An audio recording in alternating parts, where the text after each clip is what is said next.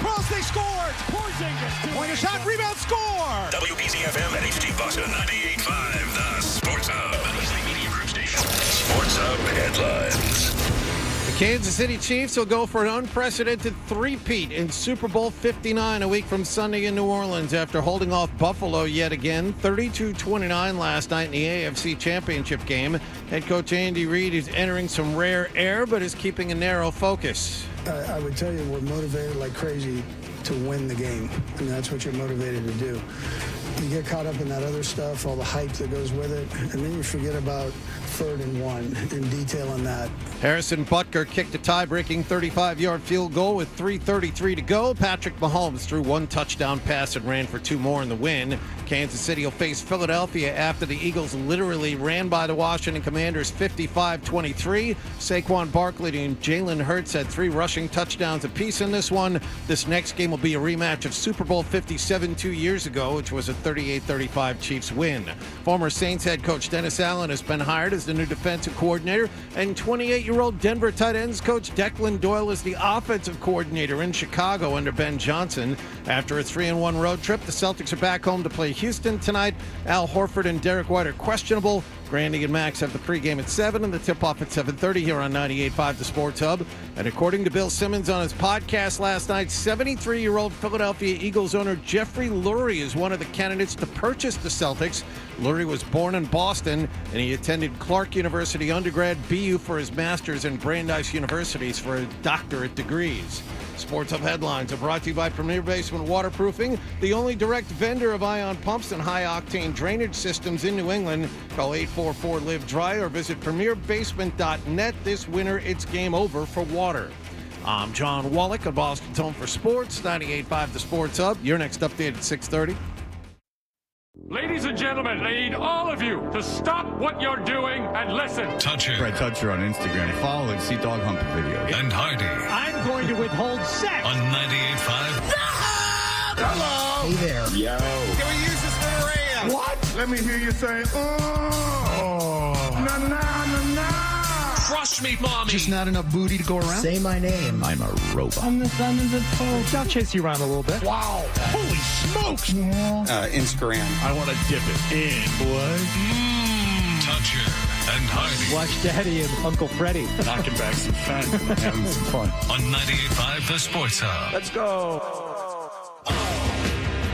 But bone. It's very spooky. I'm a goddamn dragon. Hey, good morning, everybody. Good morning.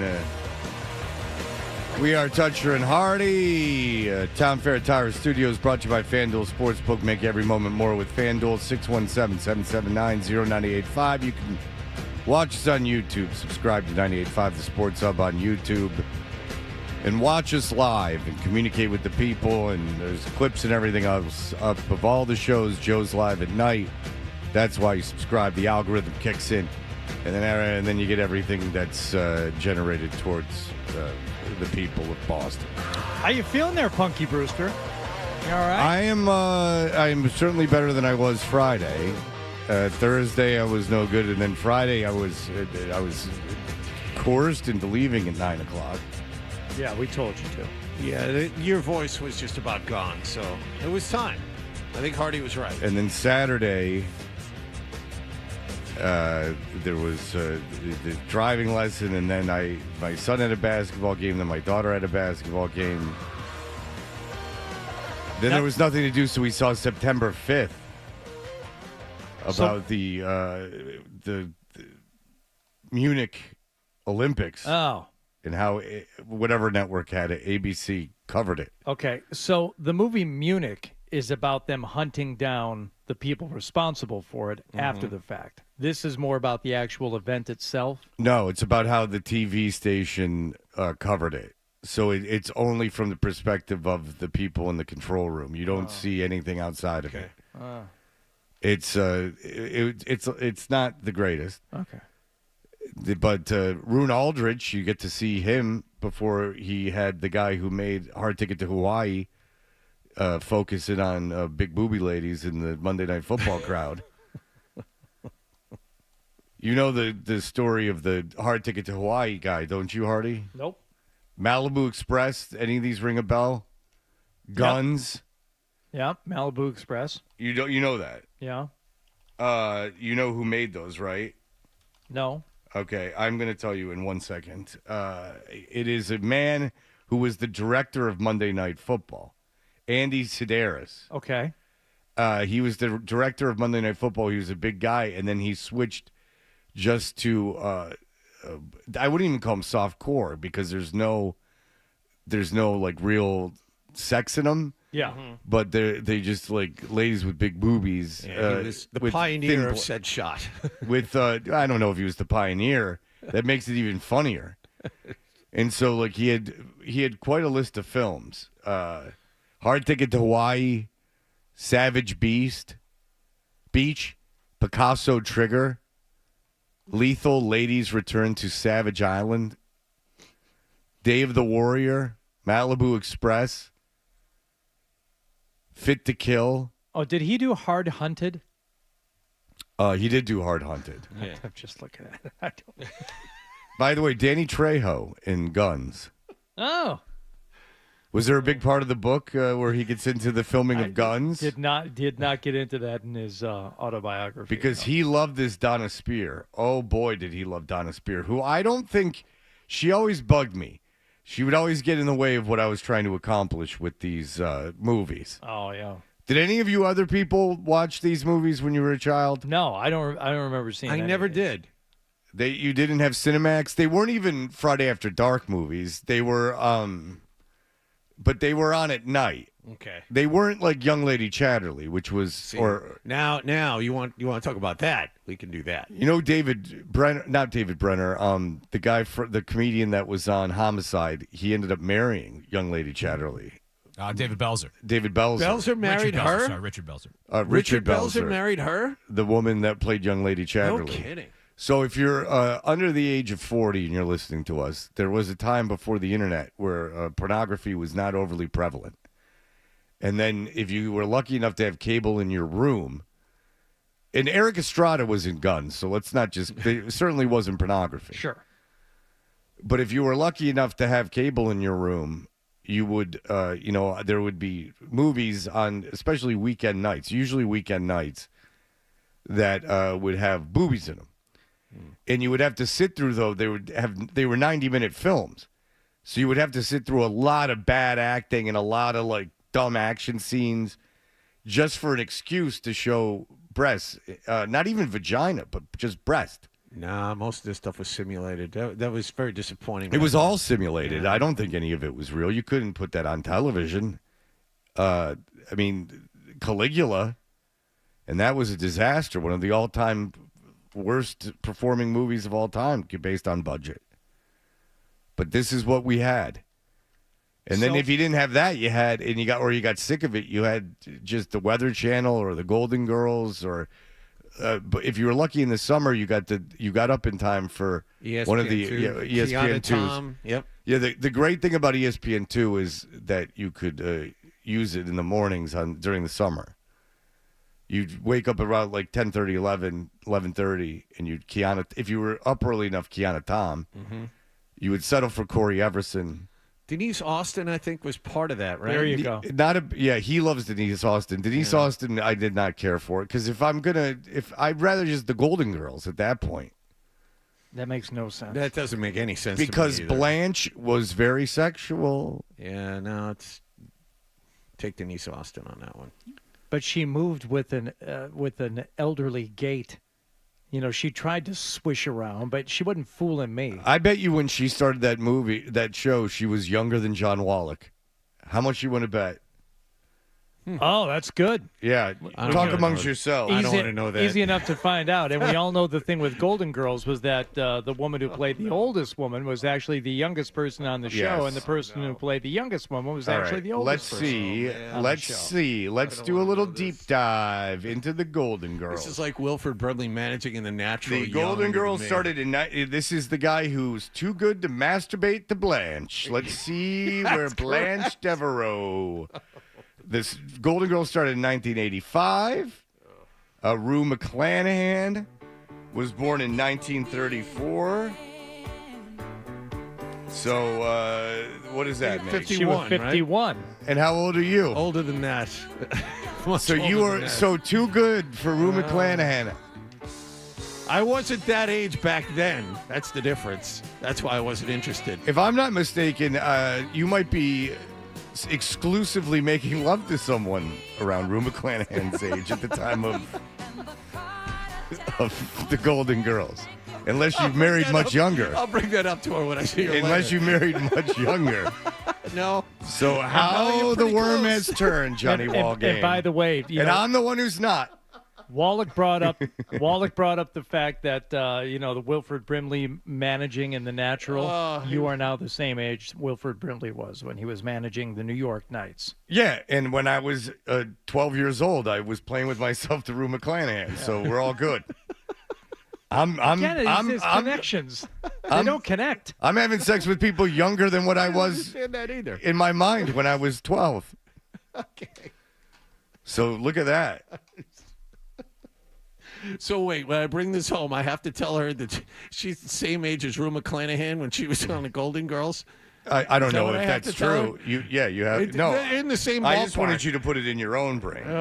Mary, go ahead. Fred, I love your program. I listen to you every day on the way to work.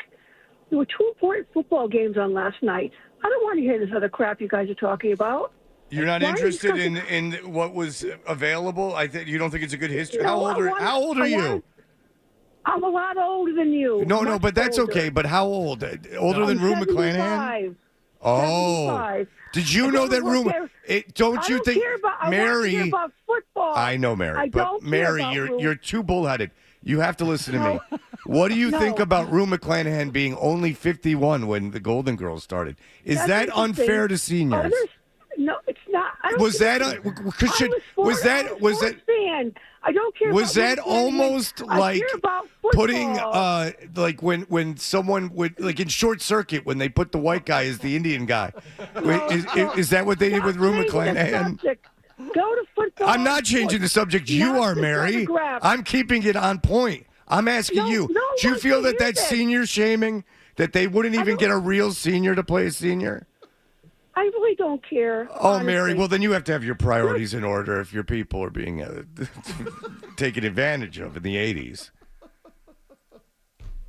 I mean, if you're going to have the Golden Girls, indeed have them be golden. They're not even at retirement age. Just see the headlines now. Mary, you listen to this show. You're on your way to work. I imagine this is when you listen every day. There's no football being discussed at this hour. If you really listen to the show, you'd understand. You got to wait about 5 more minutes, and then, oh, boy, do we have a lot of football. Woo. Boy, do we have football for you today. We're going to have the crappiest Super Bowl imaginable. Well, after the 4 teams that were left, that's what you want to talk about? That garbage that we now have to watch? Well, Mary, also, we're super serving the show just for you, 75-year-old lady. That's all. That's if we had more of you than in super served you, I can tell you this, I wouldn't have a job.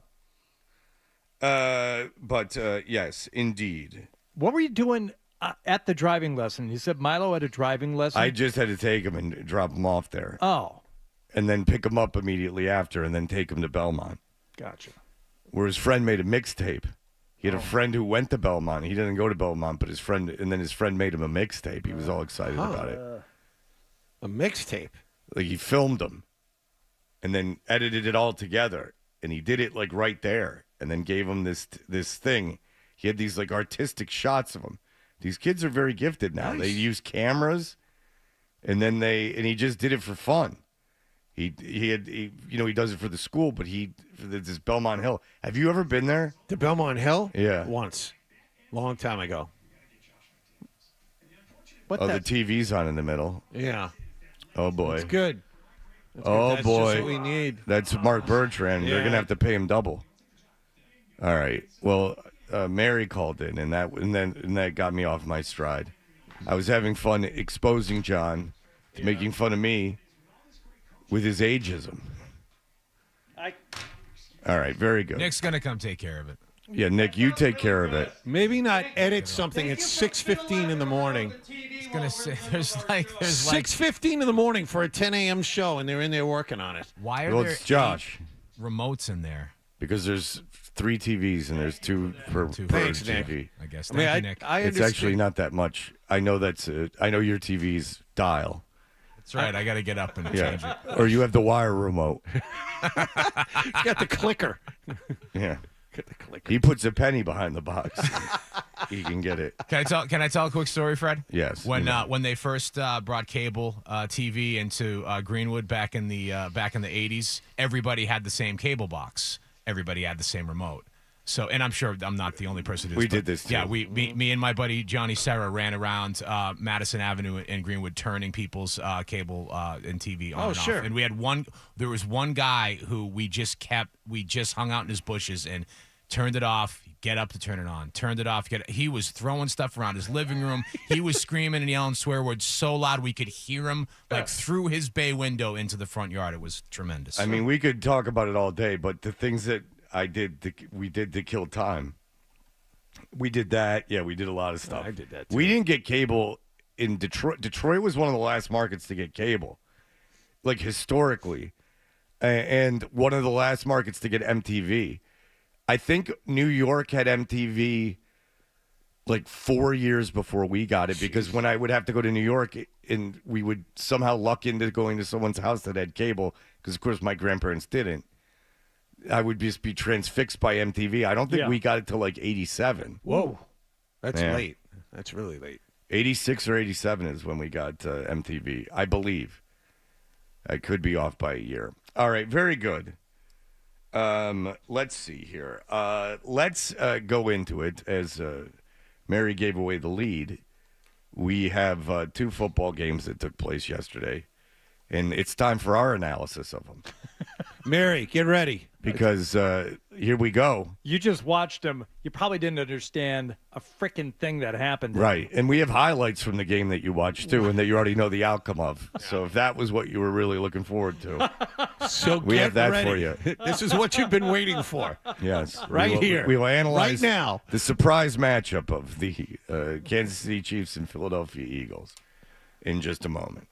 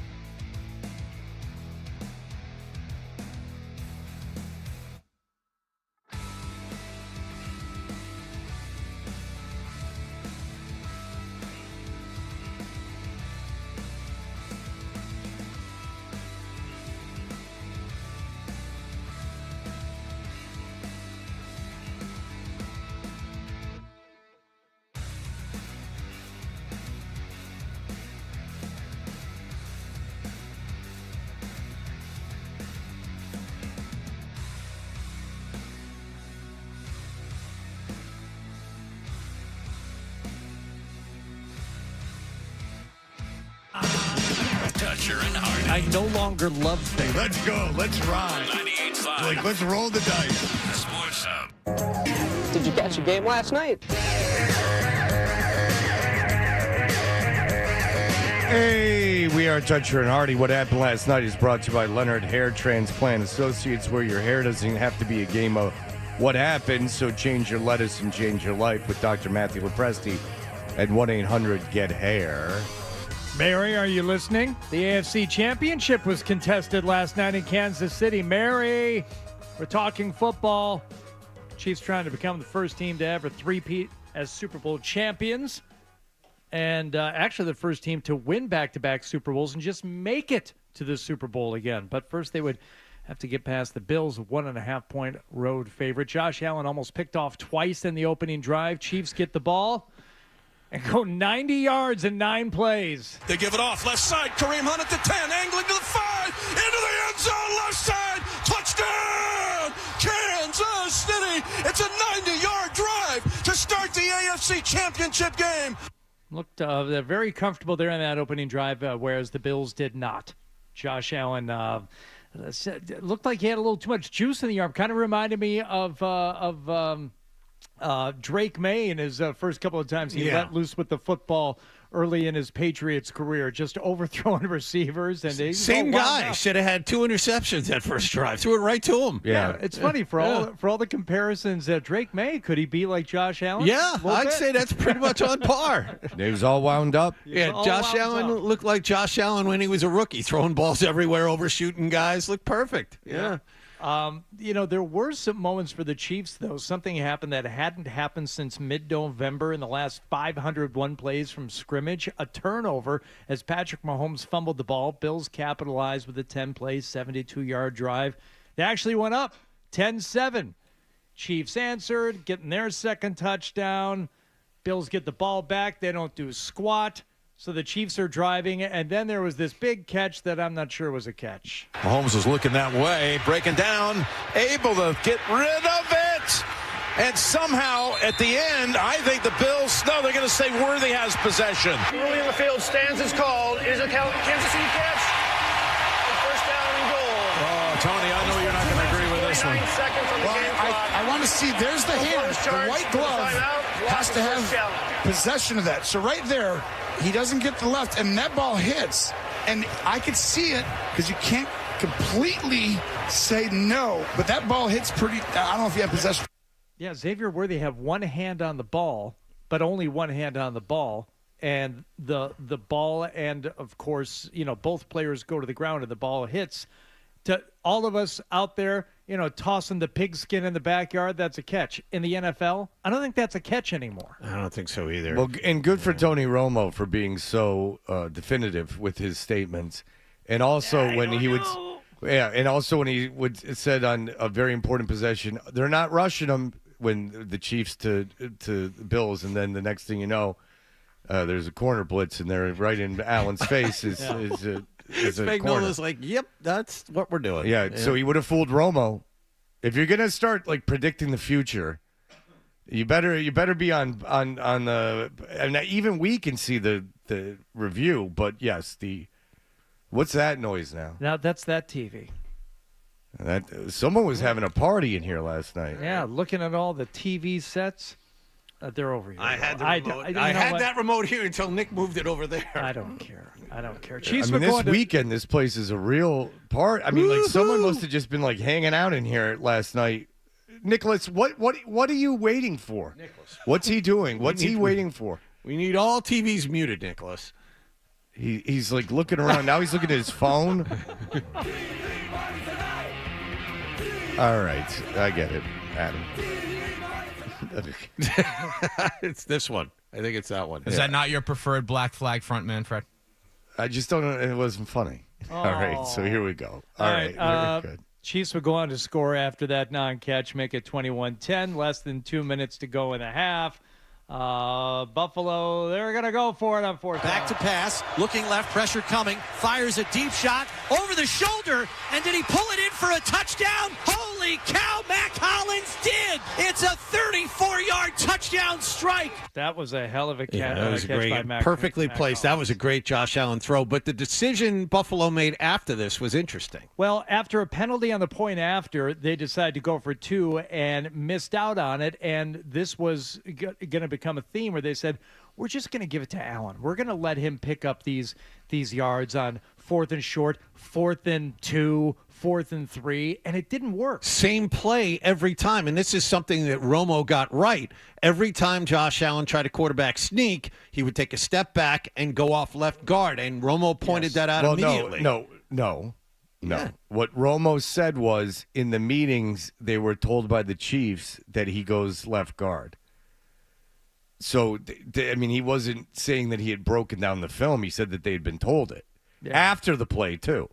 Yeah, and it was after they did it. So it's what they did. So it's what no fair magic enough. trick. Fair enough. Some guy fed into his ear. All I'm Remember saying is Romo said something that was correct after the fact. which was beyond what he was doing before. Okay, fair enough. Very good. Fair enough. Yes, he was tremendous. But either way, it's right. That's all Allen did, except for when he jumped over and almost fumbled. But yes, on the vast majority of them, he for some reason doesn't just go forward. He takes the snap, backs up, and then goes over the left guard. It's weird, and it didn't work. And it's interesting because in Philadelphia, it works every time. I think they stopped it once on like a second down. Well, and then, that's a different story where the guy would try to jump the snap. Yeah. But well, it was interesting. That we'll get to that. But like, I mean, you got to hand it to Kansas City. They figured it out, and they were able to stop them. And when it mattered, and that 2-point conversion didn't mean anything. But regardless. The score. They were able to stop them. The score of this one was wonky, and then the Bills did score first in the second half, and they go up 22-21. But the Bills did chase. No, that was okay. Sorry, Washington chased points. Go ahead. Yeah, 22-21. They started running the football again though, and don't get in. Chiefs take advantage. They score. They get the 2-point conversion, so they go up a touchdown, 29-22. So Buffalo starts throwing the ball on the next drive, almost exclusively, and they march right down the field. 4th and goal again. It's 29-29, 6:15 to play. Kansas City ends up kicking a field goal. Fine, it's 32-29. What are you going to do? Bills, 4th down. A lot of yards to get. Yes. Kansas City... Who had blitzed on the previous play. They put everybody up. They brought all the safeties up. They're showing everything. They seemingly drop a couple of guys back. But did they? Orbit motion, now peels back to the left. Chiefs are chasing Josh Allen. He throws it up for grabs, and the pass is incomplete! Incomplete! Off the arm of the would-be receiver, Dalton Kincaid. Kansas City has the second 4th down stop in this half. Indeed, they did. Almost had it. It's that edge blitz. It would have been really lucky, but Kincaid almost had it. Okay. You should hear the Buffalo call. They're like, it hit him in the hands. They're like, it hit him in the hands. I mean, you're asking a lot of the guy. He had to From dive a seated to his position, right through traffic. Yeah, Jesus. through a seated position. He's supposed to like crawl and he got a hand on it. And I watched it once, but did he have the first down? Had he caught it? Yeah. Okay, by a lot. did Yeah, by a lot. Yeah. But good for Kansas City. They didn't. Apparently, they didn't try this blitz the entire game, and they tried it on that play, and Allen wasn't ready for it. Right, but Herm Edwards actually had an interesting point. I didn't know if he was just hating or if it was a good point. He's like, yeah, but like if he got the ball off. So Herm Edwards' take was like it didn't kind of work because he got the ball off. And it was it was in the vicinity of the receiver. That was Herm Edwards' thing. Okay. And he's like, we wouldn't be talking about this. Like, he was questioning if it was that brilliant a call. It did work. It did work. And then we were talking about it, but I think we're talking about it. I think the general public's talking about it because it was described in such minutia that we all know it, and now everyone can sound smart, like we knew that it was a corner blitz. That's at least how I feel about it. Oh, I don't know. Like what about all the other blitzes? Like, how the hell would we know? We were just repeating what we've been told. Everyone else heard it too. Yeah, everyone saw as it happened. To me, it just looked. Look, I'm looking at a big mess of guys on pretty much every play, and someone got to the quarterback. Now, the fact that it was the first time they had used corner blitz all game, okay, if you say so, I'll believe you on that. But I also believe that it did work. I mean, it forced Josh Allen to chuck that ball up into no man's land. The fact that it was almost caught doesn't mean it wasn't a good defensive play call. I think it was. Yeah, I'm going to guess Herm Edwards is wrong. Well, so Buffalo still had all their timeouts, and Kansas City, they had to essentially maintain possession for about 1:45. That's all they got to do to win this game, and they were faced with a 3rd and 9. Long count. Chiefs are going to throw it. They throw it in the left flat. Caught. It's Samaje Perine at the 30. First down. And up the left sideline. I love you, Samaje Perine. Yeah, that play-by-play guy shouldn't be doing that. Should we say they love people? No, it's yeah, like it. That's small town.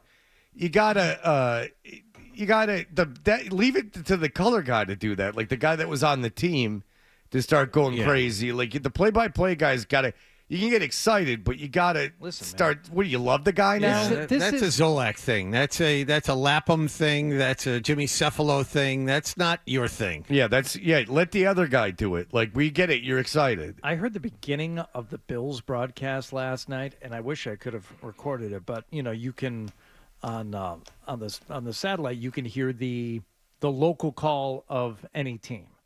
You just dial up that channel. Right. So I was listening to the Bills broadcast at the start of the game, and I don't know if we would have played it. It's kind of like flagship on flagship crime, but holy crap, is that some low rent small market stuff? Really? Oh, like come on, guys! It's an AFC Championship game. Produce a little something here. Bum bum bum bum. The Bills in the AFC Championship. Bum bum bum bum bum bum. So it was like Jack Buck in 1977? And then they have all the players introducing themselves like you see on the TV. So it's the players saying their own names instead of like, where they go over to, they used to go over to Gino to introduce the starting lineup, and now Zoe does it. Yeah. It's kind of, conversational, and you got the crowd noise in the background. It's like this pre-produced thing. Like, ugh. Well, as a guy who has, when I do Celtic games, the players introduce themselves during the pregame. I can't complain all that much. So, yeah, you never heard it? Yeah, you should listen to Celtic pregame the whole time. Yeah, you've never heard it? They break down everything. I have them all taped like Jeopardy. I just haven't. Oh, good. Okay, well, you let me know. Yeah, you go back and listen to it. John does play-by-play. Every once in a while. I do. Well, you know what? Kansas City has a chance to make history, and we should really all feel good. And if you're not feeling good, there's a guy after the game who is making the whole world feel good. Never satisfied, baby. When you play in front of Arrowhead Stadium like this, every single AFC Championship, you kidding me? Kansas City! Hey, before you guys get out of here, just do a little dance, make a little love. Yeah, get down tonight. I hate him so much. He didn't talk like that at Cincinnati. When he was going to University of Cincinnati, he did not talk like that. He's called by the defensive tackle, the good one there. He called him, Chris Jones? Yeah. He said he called him Malibu's Most Wanted. Because he was coming in here, he's the worst. And what's bad is they're probably going to win the Super Bowl, and then he's probably going to retire, and then all you're going to do is hear for like 2 years, all you're going to hear is his voice when you watch football. Hell yeah. They're going to jam him and his brother into as much crap until it reaches a point where no one wants it anymore, which will be quick. Because these guys, their career, they're so overexposed, but for about 2 years, all you're going to see is those two. They're gonna, because every idiot that runs a network is going to overexpose them and jam them in. It's really something. Don't nobody know we represent and honor every single veteran that went to war for us in World War I. What's good? You know what this is what I'll make a point of this is that you know what I saw the other day this weekend that I really finally paid attention to was the Costco guys that say they give food booms and they have the here comes the boom. Yeah. So it's a guy and it's his kid and then someone else's kid and sometimes his daughter and wife, and they put one foot out and then they bring it back and then they put the other foot out and bring it back, and they have a rap that says like, when we bring the boom, the whole world shakes, and it's like the dumbest thing I've ever seen. And I was fascinated by it. My kids were like, why are you fascinated by this? And they're like, do you hate them? And I'm like, why would I hate them? They didn't do anything wrong. I hate the world. The world somehow has, and then so I got really into it. So I started investigating, and they were on Jimmy Fallon, and Jimmy Fallon actually did something for their Instagram page where he tasted the chocolate chip cookie and he tasted the chicken thing. Yeah. And gave them booms. Yeah. And then Pat McAfee comes up and he's doing a whole boom thing. Did he get in on this too? He's in on it too. That's what you're watching, ladies and gentlemen, and that's why the Kelce brothers will take over your television. He's going to retire after this Super Bowl, and he's still with Taylor Swift. I just saw it on TV, and all you're going to hear is him. And if he was cool at all, it would be fine, but he's not. Just do a little dance. Make a little love. If I told you that was The Rock, you would be like, yeah, that's The Rock. I mean, he's imitating The Rock. Listen to him. You kidding me?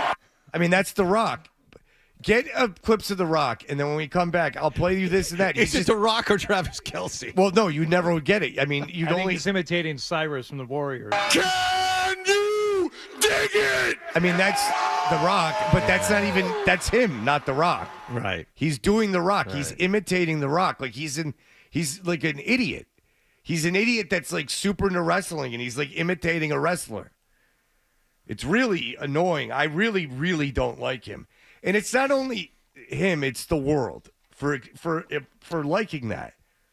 Like, that's what bugs me, is that the world enjoys him. The world has empowered him. Yeah, thank you. That's much better, actually. Just like the boom people. So Yes. once again, Kansas City is headed back to the Super Bowl. And who will they face? Well, that was the early game. Well, Mary, this is coming for you too, Barry, the 75-year-old woman who complained earlier in the show. You'll get back to our one-of-a-kind expert analysis of what happened during the NFC Championship game that none of you saw or saw highlights of. If you missed it, we'll fill you in on all the action when we come back here at the headlines. Don't give anything away.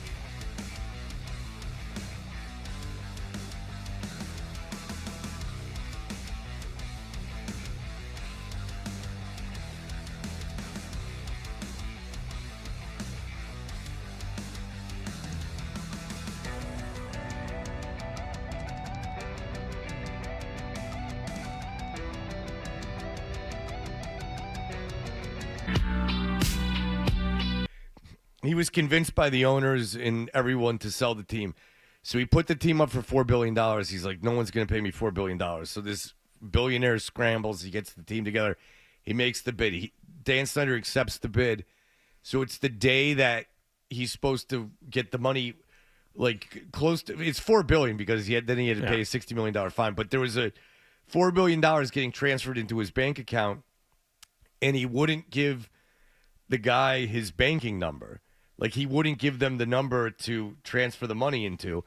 And then there was supposed to be a rally at the stadium the next day for the new owner, and Dan Snyder wouldn't give him the keys. So this leaps into the evening, and now it's like 1 o'clock, 2 o'clock in the morning, and there's like Hail Mary calls. Like, Joe Gibbs has to call Dan Snyder because I guess they've been confidants, and Joe Gibbs has to tell him and convince him to actually give up his banking number because Dan Snyder didn't want to give it up. And finally this goes through. So Dan Snyder is exiled now to London. And apparently he was none too happy about the great success of his Washington Commanders. We're sitting here with the lawyers. Both the real estate agents are here. We're here in the office. All the paperwork has been signed. The notary is here. We need the key to the front door. And I guess the NFL was telling the guy that was buying it, like, have your people like around. Don't let them away because you might only get like a 2-minute window of where this bank transaction can go through. So you got to be on red alert. So these guys are sitting around, you know, I think when, John, 2 o'clock in the morning? Yes, 2 a.m. in the morning, and Daniel Snyder was, you know, sitting with his arms folded and holding his breath, saying, not doing it. Like, I mean, he's a miserable guy. Like, he's really miserable. If you ever thought that, like, being a billionaire would make you, ensures you happiness, I mean, he seems to be just miserable. And, you know, there's talk of him buying, I heard Wickersham interviewed. Wickersham did the article, Seth Wickersham, and for ESPN, and there was talk of him buying a Premier League team, but he has no interest in that really because he doesn't like sports. He just liked he liked the Redskins growing up. Yeah. Like, and that's all he liked. He doesn't particularly like sports. He just he wanted power in DC, like where he grew up. And then it's weird because he was so hated there. I mean, more hated than any owner they're saying ever. And so he did the exact opposite of what he wanted to happen. When he bought the team, conceivably, he wanted to be loved and powerful in his town. And he bought the team and just made himself notorious as the worst owner in sports, North American sports history. It's an interesting article. I will say this. I don't care about Washington at all. Reading that article made me smile. That guy ran that franchise into the ground. That guy was acting like a 4-year-old while he was owning the team. Yeah. You know, it was like a toy he threw into the closet and forgot about. I wonder what the sweet spot of money is. Like, where money becomes, like, you're not going to, because you only have so much time on the earth. Like, where the money gets to a point where you say no to $4 billion. Well, no, it's also doing you a disservice. Right. Like nothing is of any value to you anymore because you don't have to. If you have $4 billion, there's nothing stands in your way. Like, you could just do whatever you want. I'm gonna really lowball it here, but I think the perfect happiness point might be right around $22 million. That's not stupid because then you can get whatever house you want. Yep. You can go out to dinner and everything. You're not going to have to worry about money for you or your family. Right. Like, but you're not going to have the world coming after you, bugging you for crap. Right. Yeah, your kids, $22 million is probably a good idea because your kids are taken care of. You can pay for college and wherever they want to go. Take any vacation you want. Yeah, you're not going to run out of money unless you're really stupid or like have like a gambling addiction. Yeah. I'd say you're about, you know what? That's a fair estimate. That's a very good number you put there. Thank you. I think anything over that, and then you're getting, especially billions. You get on the radar of a lot of people. Yeah. Like, and then you start doing weird stuff, like wanting to play around with the government and everything. Like, it just, right. Too much. In hindsight, you could have predicted how this game was going to go from the first two drives. All right. So Commanders get the ball first. they have to go for it on fourth down twice and need 18 plays to go up 3-0 to start the game. Yeah. They take virtually all the first half, their first drive, and they have 3 points to show for it. When the Eagles get the ball for the first time, the first play from scrimmage. Pitches it out to Barkley, takes off to the outside. He's at the 50, he's at the 40, he's at the 30, he's going to go! 15, 10, 5, touchdown! He still didn't hit his over. Barkley, 60 yards under rushing hit. Opening touch. It was the highest, I think, the highest rushing total for over in the history of like the NFL. It's like 135. We saw this. We sat here on Friday with Kendra. 135. I'm like, wow, that's a high number. I think mine was 125. It was 125. Yeah, 125, and I took the under. And it's about the only thing I won. Yeah. Because I was just taking flyers on money lines. So Commanders were just so stupid. And I wasn't even all that pissed off about the Lions losing to this team until they kept doing dumb stuff. It's like, hey, man, if you wanted a team in the NFC Championship game to do dumb crap and to lose the game more so than the other team winning it, the Lions could have done that. The Lions could have done it and been more entertaining, and people would have been rooting for them the whole time. People were rooting for the Commanders for just because they didn't want to see another Eagles-Chiefs Super Bowl. But if all you want is someone to go in there and just do dumb stuff, then this was a close game until the end of the first half. And actually, and do some cool stuff too, because they're going for it on every fourth down, just like the Lions would have, even when the punt team was on the field. Here's Tress Way. Oh, it's a fake. We're going to throw. He's got a man wide open, and it's caught. Sinnott, the third tight end. What a fake by Washington, and the rookie delivers for the drive continues. I could have had you pull Brady audio, but so after that Saquon touchdown, it's 7-3. Washington gets the ball back, and Brady's like, this isn't great for the Eagles because, your defense has been on the field for a long time. The Saquon touchdown happened far too quickly that early in the game. Yeah. As if they were gassed after the – and then after one of the turnovers – I might have should have written this down. After one of the Washington turnovers, on the one on the kick return, Tom Brady goes, well, you're not going to like that if you're a Washington fan. That's a bad place to turn the ball over. Oh. Like, that's really keen analysis, Tom. Thanks, Tom. I was in a room full of people, and I said, oh, my God, what the hell is he talking about? And no one was paying attention. They just all looked at me like I was crazy. I said, what is this analyst? Yeah, right? I mean, the turnovers are bad. The most remarkable sequence of the game, and maybe we should do it after the headlines here. It's something I've never seen in a football game before. Something I heard uttered by an official I'd never heard before. And you'd think it would be boring, but it was actually kind of entertaining. It was pure spectacle. It was like watching Evel Knievel. Because the game was in hand at that point. Oh yeah, it was stupid. Yeah. All right, we'll be back in just a moment.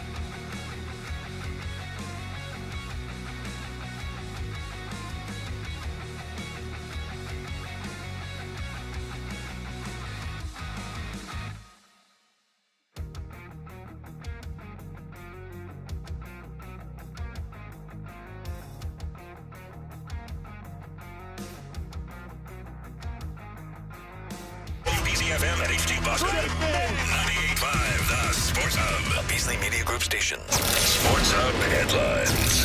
Well, the NFL season has come down to two teams, and for the second time in 3 years, it's Kansas City and Philadelphia. The Chiefs beat Buffalo 32-29 in the AFC Championship game to become the first back-to-back champs ever to make the Super Bowl for a third straight season. Patrick Mahomes threw for one touchdown and ran for two others to lead the offense, and now his team will play in New Orleans a week from Sunday. They'll face the Eagles. They got 3 rushing touchdowns apiece from Saquon Barkley and Jalen Hurts, and they beat the Washington Commanders 55-23. Barkley's a long way from last place in New York, which is where he was a year ago. Of course, that's why I came here. It's one of the first conversations I had with Howie. That's a conversation I had with my family. And like I said last week, came to Philly to be a part of games like this. Nothing better than a game where you can advance to the Super Bowl. So super excited about that, and it was a team effort, and we'll give a shout out to all the guys. The Eagles advanced to Super Bowl 59 to try to avenge their 38-35 loss to the Chiefs 2 years ago. In other NFL news, Ben Johnson has begun to fill out his coaching staff in Chicago. Former New Orleans head coach Dennis Allen will be his defensive coordinator, and 28-year-old Denver assistant Declan Doyle will take over the offense. The Celtics are back home tonight to play Houston. Grandy and Max have the pregame at 7 and the tip-off at 7:30 here on 98.5 The Sports Hub. Al Horford and Derek White are both questionable. And last night on his podcast, Bill Simmons reported Philadelphia Eagles owner and Boston native Jeffrey Lurie is among those in the running to purchase the Boston Celtics.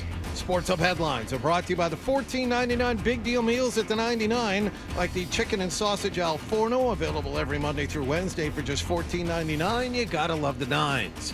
I'm John Wallach of Boston's Home for Sports, 98.5 The Sports Hub. Your next update at 7:30. Boston plays here. Coming through the slot. Close shot. Save. Rebound. Score. 98.5 The Sports Hub. You said you wanted to hear more music in the morning. Never had to knock on wood, but I never had it yet. No, you said you didn't want to hear more music in the morning. Okay. Here's more Toucher and Hardy on the Sports Hub. Last thing that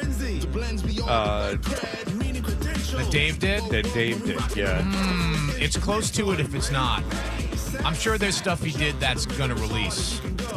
But Well, there's Beastie Boys stuff that they haven't gone through yet. Yeah. But, I mean, who wants to hear the Beastie Boys stuff, considering what their last album was? That's a band that, a group that really fell off a cliff.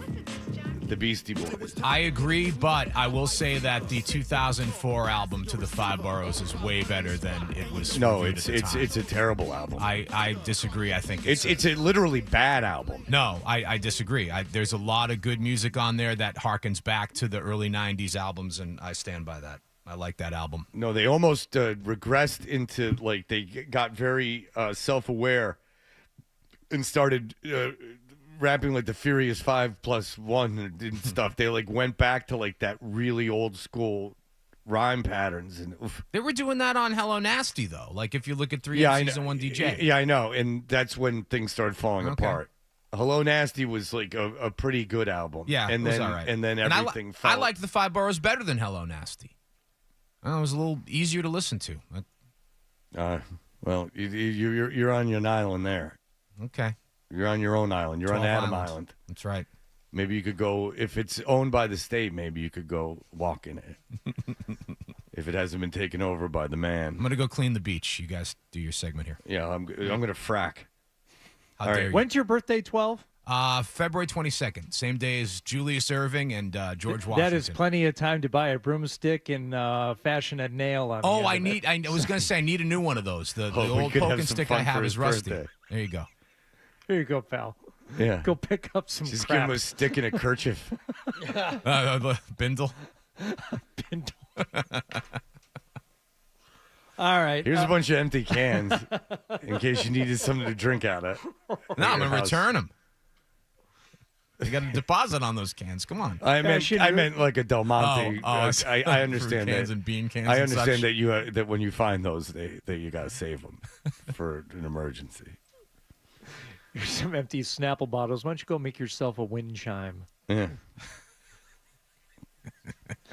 All right. I'm gonna make you a dream catcher. So the NFC Championship game with the Commanders and the Eagles was a stupid affair with a team that was just being stupid and couldn't get out of their own way. And Saquon Barkley was scoring touchdown after touchdown. But just in case you didn't look foolish enough, or just in case you were feeling bad for Dan Snyder, he probably felt a little bit better watching the Washington Commanders jump over the center 2 plays in a row on 4th and goal, and then the refs had just had enough. Interestingly enough, you got a situation here. If these are deliberate, and you heard Sean Hockley say that it could lead to an unsportsmanlike conduct call, it could also lead to awarding a score if it happens multiple times like this. So we'll hear what Sean has to say. Encroachment, defense number 93.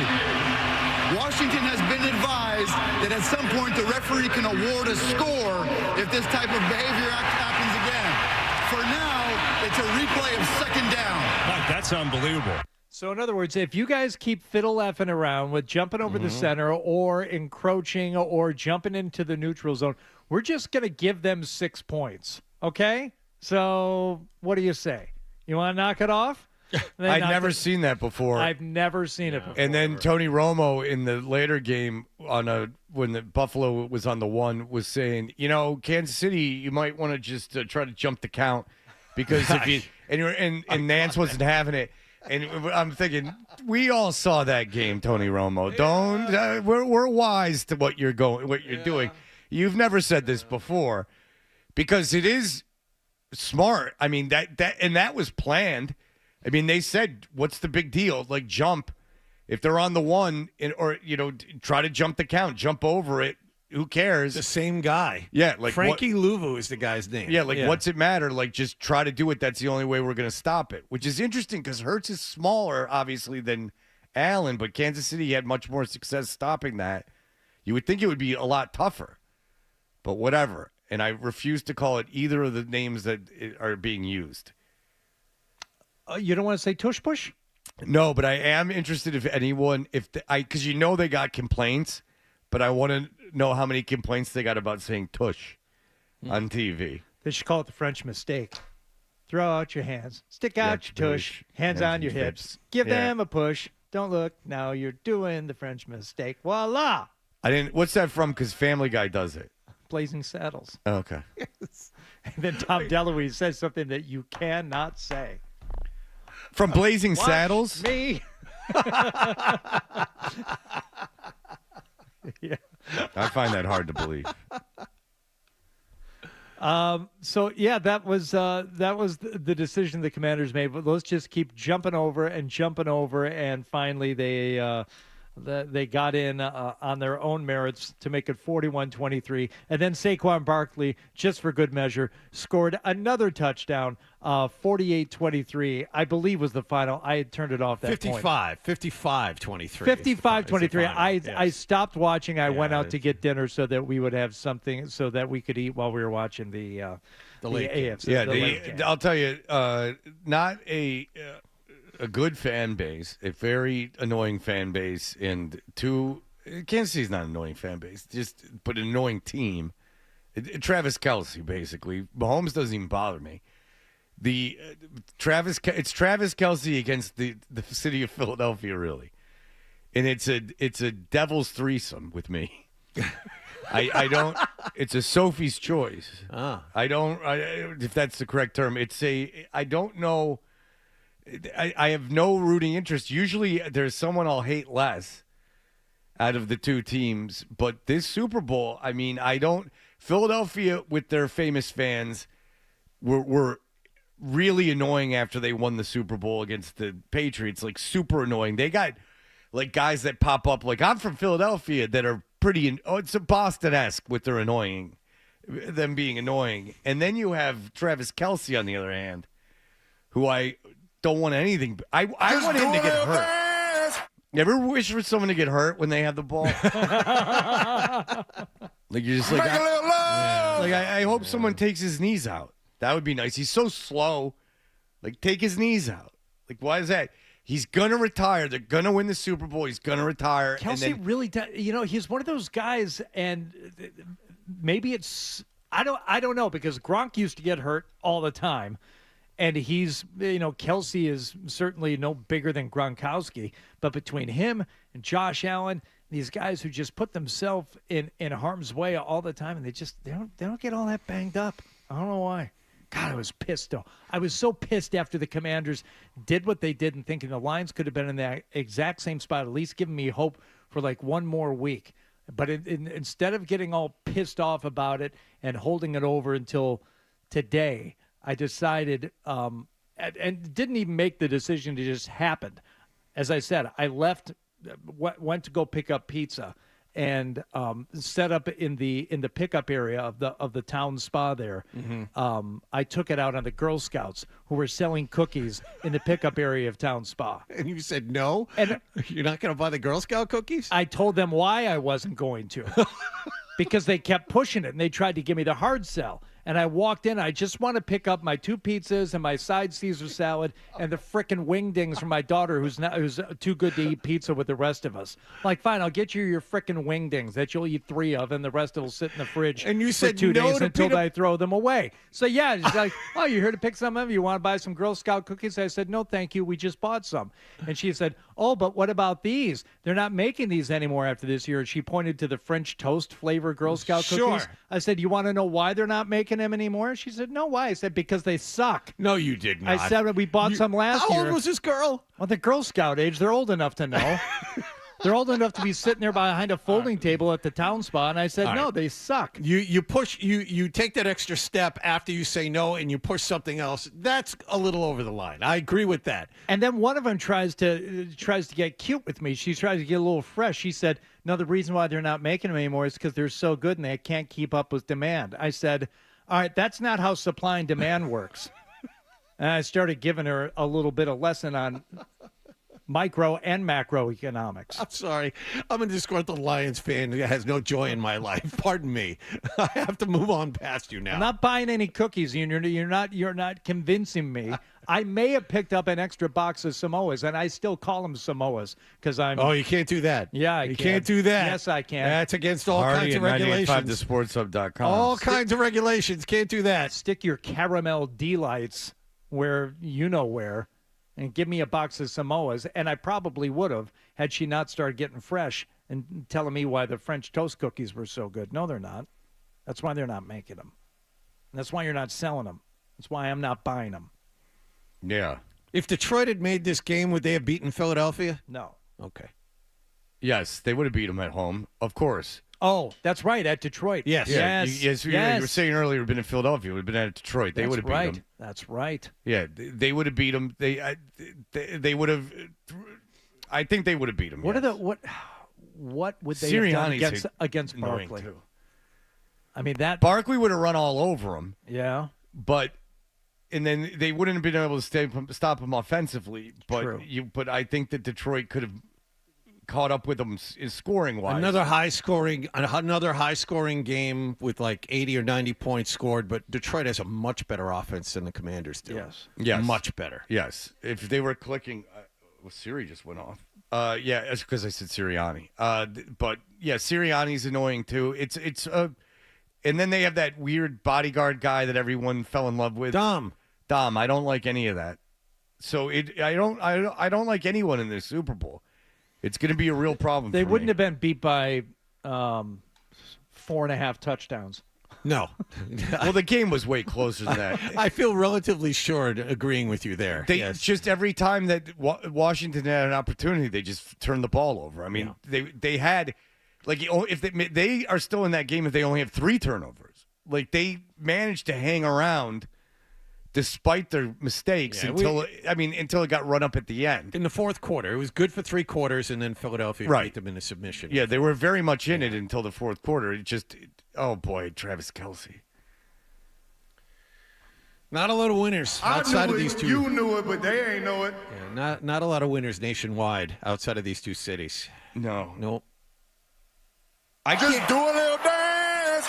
And people lump Patrick Mahomes in with him, but that's not fair to Patrick Mahomes. Patrick Mahomes doesn't – I mean, he's in annoying commercials. I heard a guy say they were talking about why everyone was rooting against Kansas City. He's like, He's like, and it's ridiculous that you wouldn't root for greatness. Patrick Mahomes, yeah, sure, he's in a lot of commercials, but a lot of them are hilarious, like the State Farm ones. And he wasn't kidding.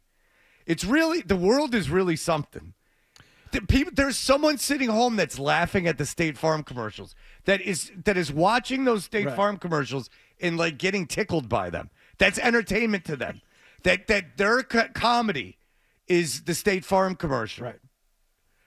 The bar seems to be very low nationwide for a lot of things. Well, I mean, Big Justice and AJ bring the boom. That's the pinnacle of it, because that's what they do. They bring the boom. So you got that going on, and my kids know the words to that. And then you got people laughing at the State Farm commercial.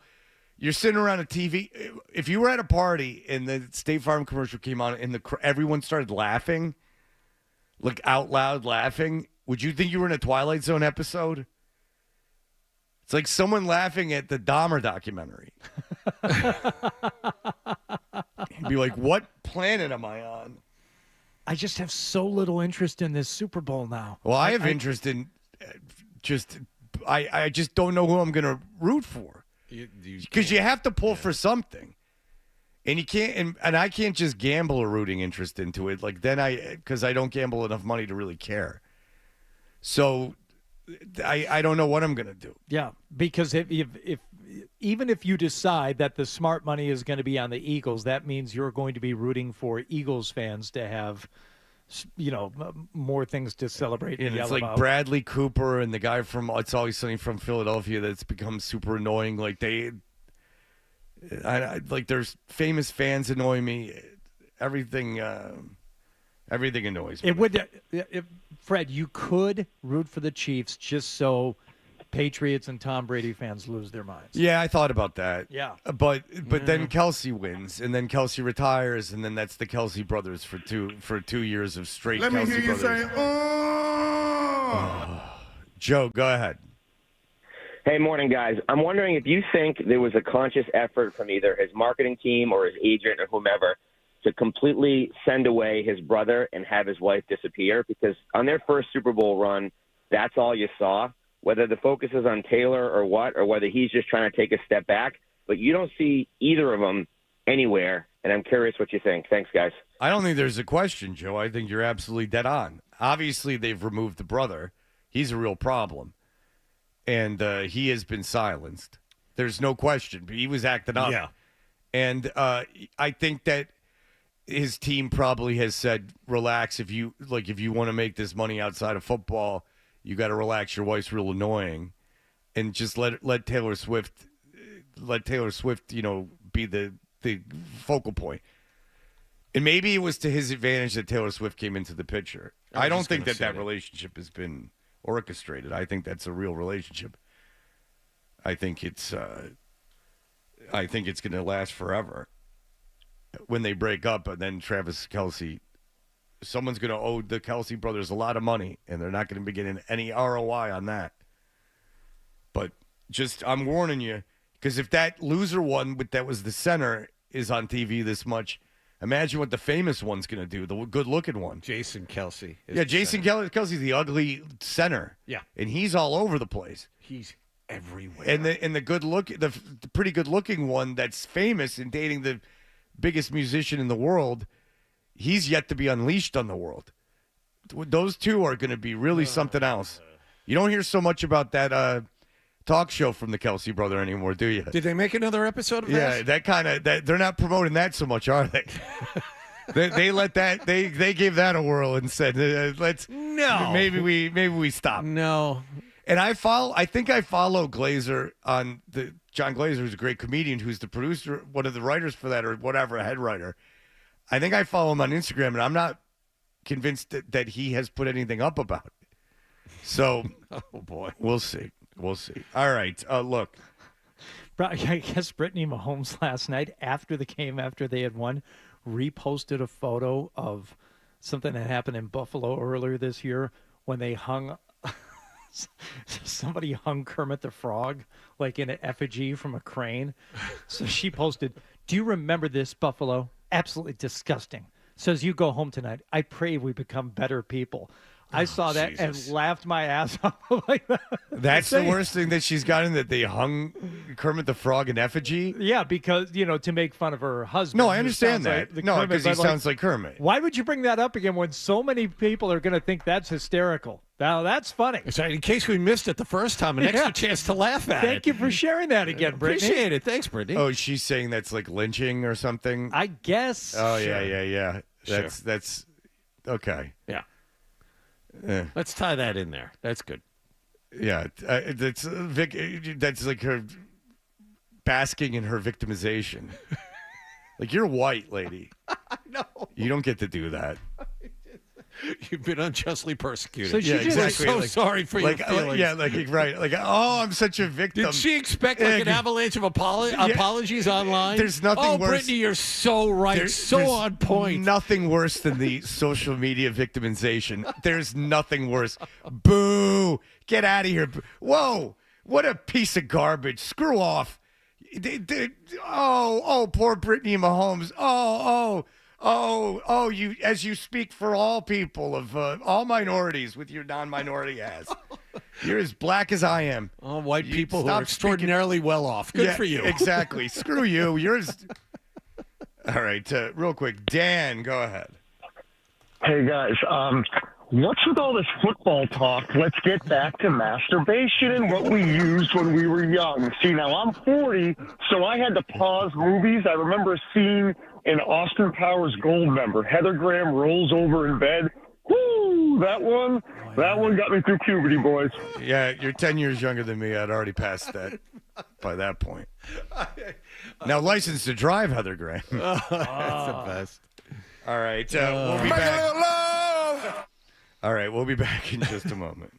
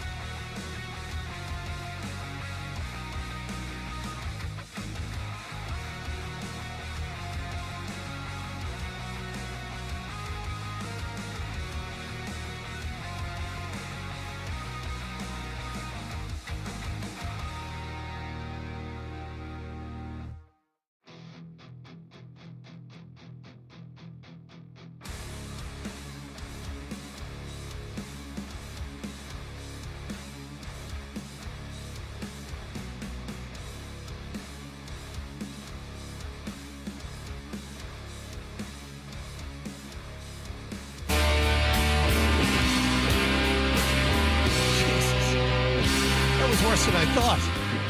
Is that what call was that? That was the P. Ryan first down to clinch the game for Kansas City. We played part of that earlier, but the part we didn't play, and I can we hear that again?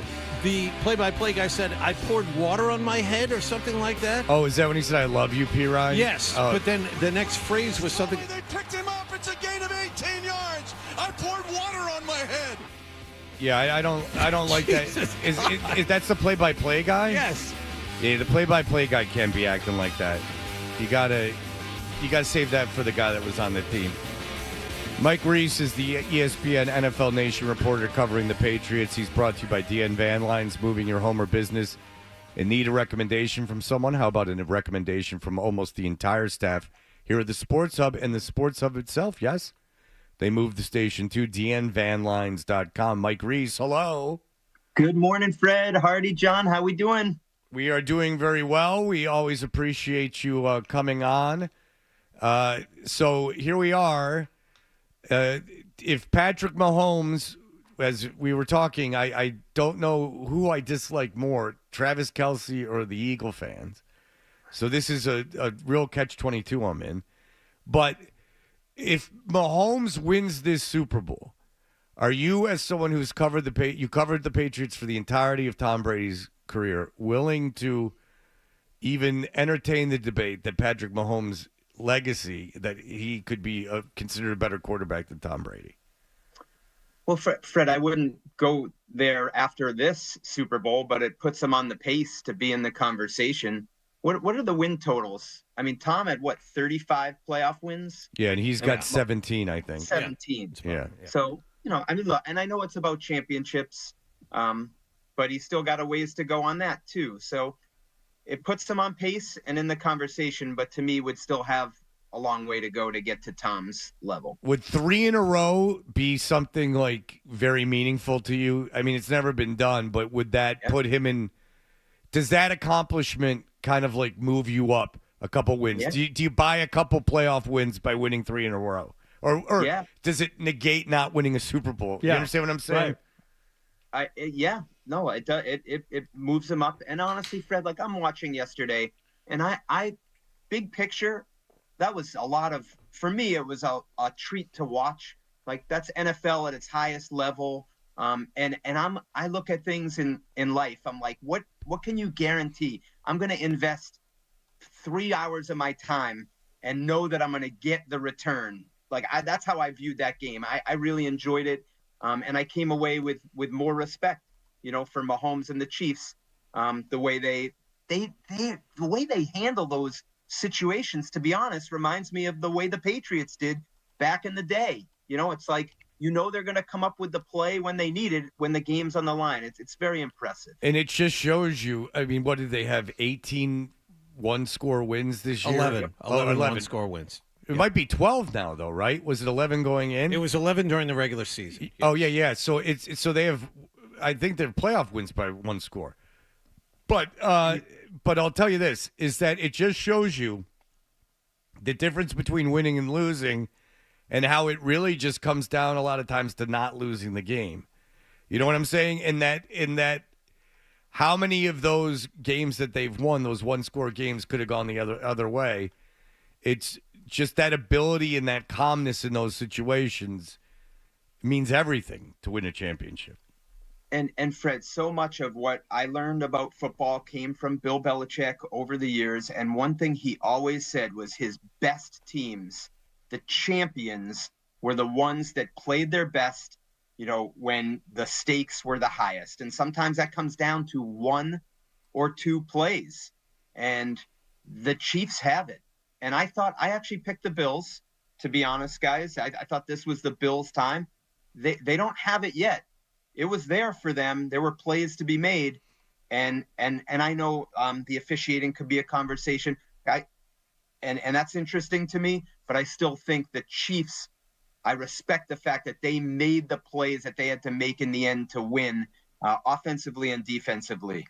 Okay, I want to hear what plays you thought specifically stood out, but before you do that, do you think Josh Allen was the biggest, I guess, reason why the Bills may not be ready, especially in certain situations when he's got the ball, and some of it is play calling on the third and fourth and shorts. But to me, that was the biggest contrast. Mahomes once again came through. Josh Allen, as good as he is, I'm not sure that he's still ready. He's real close. He's as ready as he can be without being ready, but I don't know if he is. So Hardy, just real quick, the two plays that come to the mind off the top of my head was the final third down play to Pirine. Like, you got to run out the clock and finish with the ball in your hands. Yep. Like, that's a brilliant play call, execution. So that's and then on fourth down, to get the runaway rushers defensively for the Chiefs to force Allen into what I thought was actually a great throw. And I for me, guys, a lot of what I watch, I always relate it to the Patriots. And Dalton Kincaid, it's fourth down. That's a hard catch. But I don't know if any other Patriots fans or you guys thought this, but I thought to myself, Julian Edelman in the Super Bowl against the Falcons makes that catch. Yep. And that's why the Patriots won the game. If Kincaid makes the catch, like, our whole conversation might be different here. So I guess I don't pin it as much on Allen. There were plays to be made, but I felt like it's a little harsh for me to pin it on him for not making them. But how do you view Josh Allen? Is Josh Allen a guy that's always going to lose to Patrick Mahomes, or is this part of the learning process? For example, Peyton Manning, great player, one of the best quarterbacks ever, kept running into Brady and losing. And finally, that AFC Championship game in Indianapolis, he managed to come back and got over the hump. Is that the path that Josh Allen is on? That's my view of it, John, but that doesn't mean it's the right view. I think he's a special player and his time will come, but we could say maybe the same thing in a way for Joe Burrow, right? And for Lamar. And I guess ultimately so that's the way I feel. I do feel like Josh's time will come. I thought it would be this year. And I don't necessarily pin it all on him that it didn't happen. Like, I'm curious, and I want to go back and look at this. I thought James Cook was running the ball well, and he sort of disappeared at the end of the game. Do I have that wrong, or did you guys feel somewhat similarly about that? I know that he was picking up big chunks of yards in the fourth quarter, and then maybe they did go away from him. I'll have to check. Well, they had to go away from, I think, on the second to last drive, because the Chiefs figured out a way to stop the run enough to where they. And I was actually yelling for them to throw the football a little bit more. Okay. So and that was on their last touchdown drive, where I thought, all right, they've sniffed this out. You guys don't have the wherewithal or the clock to just grind them down and grind out 3 yards at a time anymore. You need to throw the football. You need to keep them honest. But they also took Cook off the field a couple of times to run Davies, to run Johnson. It was a little strange. Yeah, in the second to last drive, they ran a bunch, but they did run Ty Johnson on 2nd and 4, but he picked it up. So it doesn't look like they went entirely away from Cook there. And I'm also thinking about this, guys. Like, the officiating, I think, is an interesting topic here. Like, I've seen plays on, like, the Josh Allen sneak where the official just comes in and moves the chains over. Yeah. Like, that's very close. I mean, I really feel like we're talking about really inches here to the whole conversation being different. That's why I feel like his time will come. And I thought this would be it, and I thought it could have been it, if not for a few inches or one play going the other way. Did you think that was a catch by Xavier Worthy? I didn't. I thought that was one that they were fortunate on, to get the call. Yeah. What's the deal with that? It's tough to overturn. They called it a catch, and I understand. I can at least accept the fact. Had it gone the other way, though, had they ruled it incomplete and then called it a catch, I would say the fix is entirely in. But since it was ruled a catch, I kind of get it. The one I don't get, Mike, is the one you first mentioned, when the official coming from the far side of the field had Allen marked getting the first down, and then just magically kind of, meanders over to his left. He started mirroring the guy in front of him. Exactly. Yeah. I'm like, no, you had him. And I think he had it. I thought he had it in real time. I thought he had it in replay. I think it's the same thing, Hardy, where it's like if they say he had it, I don't think anyone would have been like, like you would have gone with it, right? Yes. And if I understand officiating, and I actually do enjoy this aspect of covering football, of the officiating mechanics, I think they defer to the official coming in off the sideline that's closest to where the run came. So you remember Allen went to his left, so they're going to go to the official that spotted it on that side, right? So we're talking about the official at the top of the screen that didn't have as close of a view. And I think that's the mechanics of what happened. But again, this comes down to, do we need to get a chip in the football, guys, to show whether he got to the line? We're still relying on imprecise measurements in a game that, is what, $1 billion industry, right? And that's one where Bill Belichick used to say, do we need to have a bake sale here to get the funds together to get the right technology to make sure we make the right calls? Where does it stop, though, Mike? I mean, because if you ask for chips in the football, then people are going to want chips in the knee pads. They're going to want chips in the elbows. They're going to want chips on everything that. Did someone say chips? Yes. That's right. Hardy, I know. Where does it stop? It's a fair question. And if Kincaid catches the ball, maybe we're not even talking about that. And then where right? do we get the lithium for these things? I mean, we're going to have to start creating weather in North Carolina to flood those people out. Like my son's, the guy that helped my son one time was inferring on that's right. The government caused the floods. He wasn't. He was saying it. He was saying the government had caused the floods in North Carolina. They had manipulated the weather so they could flood the people out of North Carolina so they could mine the lithium to make the microchips to go into the ball to have us entertained. All right, Mike Reiss, you've uncovered another government conspiracy. Congratulations. That's it. All right, there you go. Mike Reiss from ESPN. Thank you, sir. All right, thanks, guys. Always great being with you. All right, appreciate it. There you go. There you have it. Well, I'm glad we got through that. I'm glad we worked our way through that. That was good. Absolutely. All right, we'll be right back. There was some doings around the NFL, including your friend Tom Brady making an interesting decision and Michael Irvin losing his mind. We will have all that for you in just a moment.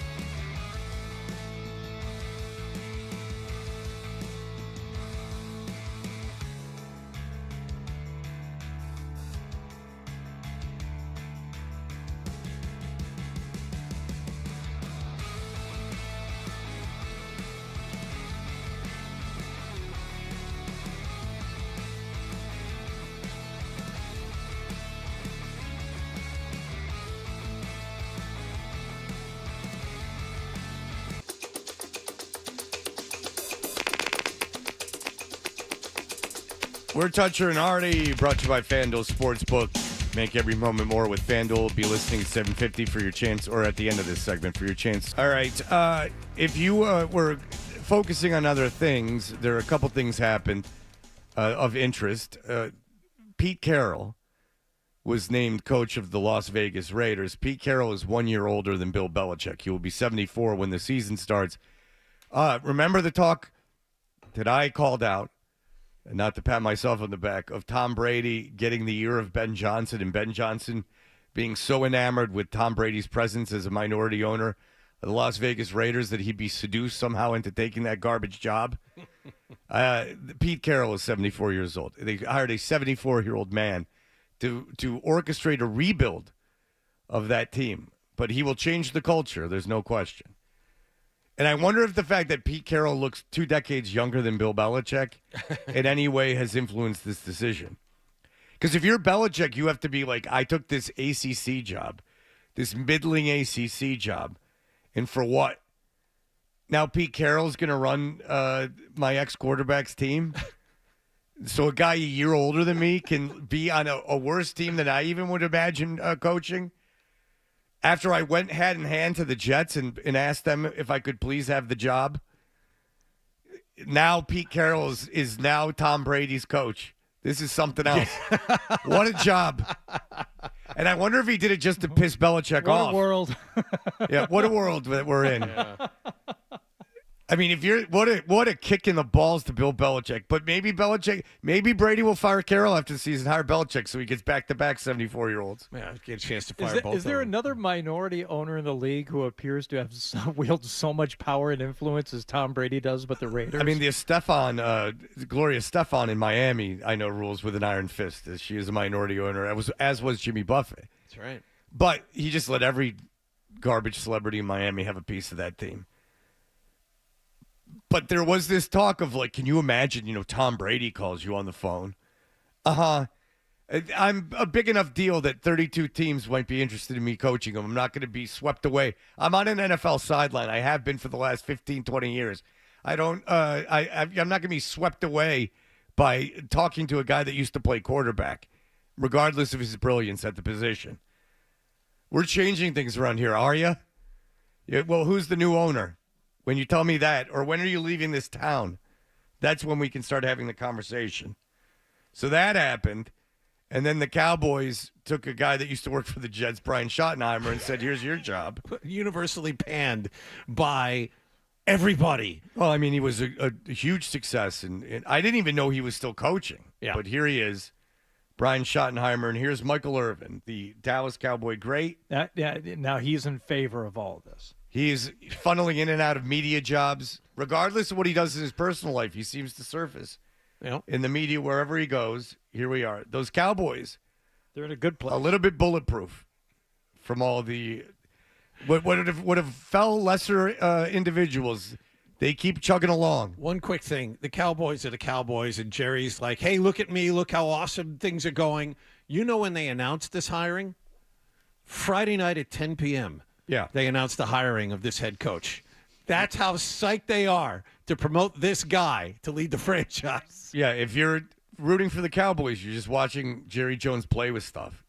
I mean, that's all you're doing. You're watching. You might as well have a nanny cam on a kid playing with Legos in the living room. They were going to hold the announcement until they gave an exclusive to the guy who hosts the golf show Sunday mornings in Dallas, but they were afraid of the leak, so they went Friday night instead. They were going to announce it during the AFC Championship game. They were going to announce it during their public affairs show. Jesus. We have 2 NFC East teams in the NFC Championship game being played tomorrow. 2 NFC East teams in the NFC Championship game being played tomorrow. Our eyes on them. The Philadelphia Eagles and the Washington Commanders. All right. Well, that is a 22-second synopsis. It's a statement of facts. Of stating the facts. He's not wrong so far. No, he's not. And I like that he repeated it so I can understand. Our enemies on all front, and they're holding a position that we haven't held in 30 years. The longest drought by any NFC East team, any NFC team, period. 30 years. It's been 30 years since they won the NFC East? I think it's been 30 years since they made the NFC Championship game. Oh, he wasn't so clear about that. You don't say. Because I think that they had won the NFC East recently. Yes. Maybe even last year. That's correct. 12 wins, Mike McCarthy. Yeah. They did pretty well. Yeah, Yes. I'm thinking that's not the case. So That's probably true. They have the longest drought of being in a championship game. Apparently. It's been 30 years. I was 20 years old the last time they were in an NFC Championship game. I didn't go look it up, so. Well, you got to take him by his word. Sure. I don't know if he's sober. As someone who's done this before, I don't know. If Somebody who has an ear for these who has an things. ear for something going off the rails. He decided to put something online. I did a letter on Speak to Jerry Jones. Oh, yeah. You did a letter of speak? I did a letter on Speak to Jerry Jones. He did a letter of speak? One more time. Yeah. I'm not. People accuse me of playing stuff too much. Let's all investigate this. We need to know what he's saying. Yeah, thank you for having my back on this one. Did a letter on Speak to Jerry Jones where I was. I did a letter. I don't speak to Jerry Jones. I think that's what he's saying. I couldn't hear it through the I wrote a letter. I don't speak to I couldn't Jerry hear Jones. it through the drugs. I did a letter on Speak to Jerry Jones where I was delivering information in a bullshitting way, but I was not lying. He was delivering information in a BS way, but he wasn't lying. There was no writing, by the way. I think that there was no writing of the letter. Did he have his shirt off in his underwear? Was he on Ambien and had been drinking? It was a letter on Speak. Yes. He had dictated it to That's- his of course, assistant. of course. My loyal assistant, Gregory. Take dictation. Gregory, take a dictation. Mr. Good Sir, stop. This is your old nemesis, Michael Irvin. Stop. You bring in someone that was already inside as the head coach. You lose things there that you can't grab back that I'm worried about. Yep. Well, I hope he took that to heart. Because you have some good points. Let there, all, Mr. let all that sink in. I wonder how many decisions are made in Dallas after, a couple barbiturates and a bottle of vodka. Well, It's your old nemesis, Michael Irvin. I will pause while you catch your breath. New paragraph. I hope this finds you well in this inclement weather. I hope you are surviving the storm, as you have enough rations for you and your family. At the risk of tedium, I must once again express my displeasure in your handling of football operations in Dallas, period. Give my best to Maud. Caller number 10 to the contest line, 617-931-0985. Will score a pair of tickets to see Nine Inch Nails this August at the TD Garden. Tickets on sale this Wednesday at noon. Visit Ticketmaster.com for more details. When we come back, we can... I don't know. We'll figure it out. Yeah. When we yeah, come I back... was thinking the same thing on that. I don't know. Yeah, I don't want to reset these games again. All right. We'll be back in just a moment. Stay tuned for more Toucher and Hardy.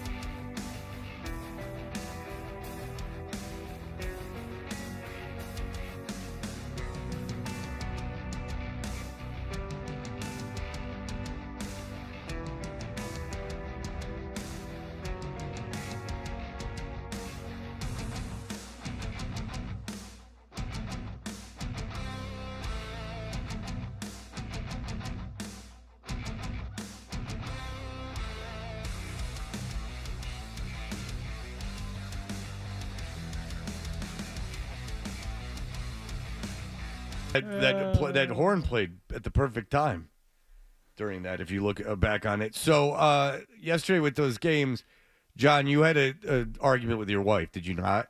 Yeah, my argument is you're allowed one team to be fanatical. All right, about. so what was going on that was bothering you? She was yelling and screaming and throwing things at the TV set because Philadelphia had turned the ball over or couldn't make a play, and I casually said to her, your team isn't playing in this game. You're a Miami Dolphins fan, which she is, which she has been since she was really young. Now, she grew up in Philadelphia, so she's going bananas at the screen. And I said to her, why are you yelling and screaming?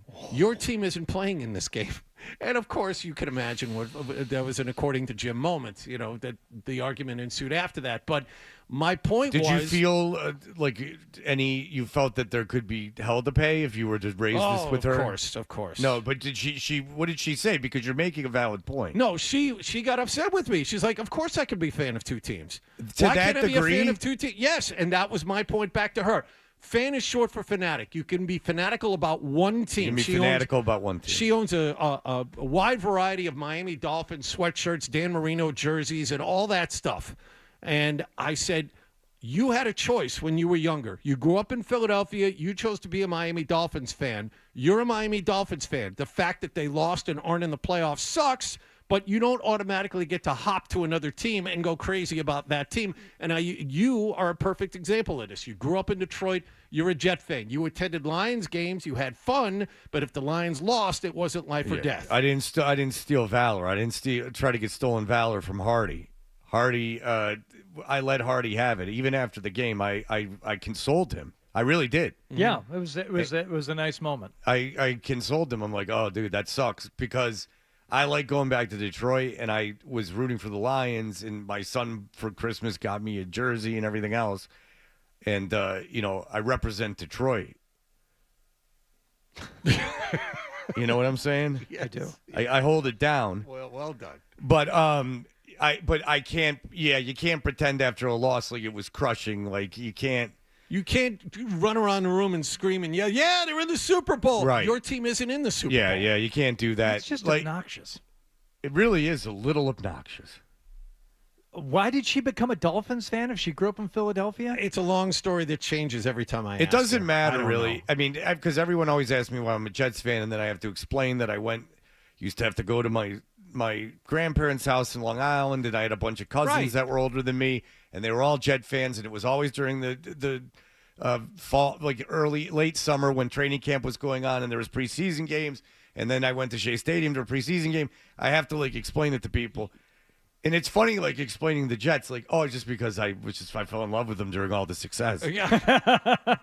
During that wave of titles. You picked a team, right? For whatever reason, you picked a team. That's your team. Right. Now the Jets suck, but you stayed with them. Right. If you never pick a team, this is what I also believe. You are always allowed at any point in your life to go back and root for your hometown team, the team that represents the city you were either born in or you grew up in, and that's fine. Now, you might be a bit of a fraud fan because you haven't followed them for years and years, but one of my kids is a good example. Doesn't necessarily care about at least two of the teams in town, but later on in life, should they choose to root for that team, I said, that is your birthright. You can do that. Now, you might get in a sticky situation if you get asked questions about what happened when you were, a young person because you really didn't care or pay attention, but you're allowed to do that. You're allowed to root later on and be passionate about it. But sometimes those being born here. Some of those are the most annoying of fans, though. Of course. Because he'll move to Los Angeles and then he'll go to the Boston bar for Patriots games and be super over the top because he doesn't have a history of rooting for the team. So he'll be one of these people that goes to a Mets game at Turner Field, the old Turner Field in August and would be, or even July or June, and be going bonkers during a Mets day game with all their Mets crap on. And you're like, all right, dude, there's 162 of these. You care exponentially more than the manager about this game. You got to calm down. It's the fifth inning with one out in a 4-1 game. Yeah, why don't you relax? Yeah, or just see how this whole thing plays out. What's the bottom line here? If you're gambling on it, what's your stake in this game? Like, hooray team. So you're right. That is a perilous situation right there. Yeah. Because if you don't have, it's funny because if you didn't grow up watching sports, it's almost like you could never adopt the vernacular. Like, you could never talk about it correctly. No matter how hard you try, there's just this like inherent bone that you can't, like, you could pick it out immediately. Like, someone could have every fact, memorized every fact, but if there's just not that bone in them, that muscle, right, that brain muscle, I guess is the best way to put it. They can't access it, and you can never develop it. So the Chiefs thing is weird too, because I was talking with my wife last night, and she mentioned something. Just wondered out loud if one of her cousins was at the game. I said, "Oh yeah, that's right," because Nebraska has nothing other than Cornhuskers football. That's all they have is Nebraska football. You're only allowed to root for the St. Louis Cardinals. That's it. If you're from Nebraska, and then college sports. There's a lot of Chiefs fans, and she mentioned this last night. She's like, "Oh yeah, it's not just Nebraska; it's Iowa." And now, like one of her other cousins or relatives or friends or something, I don't know, she talks to people, which I don't care for. Yeah, she's allowed, I guess. In Missouri, they're not allowed. And no, to talk to cousins. Anyone who was a marriage problem. Anyone who was a fan of St. Louis before, now they're rooting Kansas City. Ooh, because that's a tough thing because they didn't like each other. Right. Because the Royals played the Cardinals and beat them in that controversial World Series. Right. Where Todd Worrell beat the runner to the bag. Don Dinkinson. Yeah. But that is your state's only team now. Yeah, but they're competing cities. Like, that's odd to me. Yeah, that's you can't do that, can you? Can you really do that and feel good about yourself? Aren't they all Cowboy fans anyway? Like, wouldn't everyone in the middle of the country, they're just Cowboy fans, right? So when I lived in New Mexico, everybody was a Cowboys fan. Yeah, I mean, or a Denver Broncos fan. That's true. There were a couple of those. Yeah. Atlanta, there was a bunch of Cowboy fans too. There was just like Cowboy fans everywhere. Just people like the Cowboys. That seems to be like the default thing. Yeah. And if you're older, it was the Steelers a little bit in the Cowboys.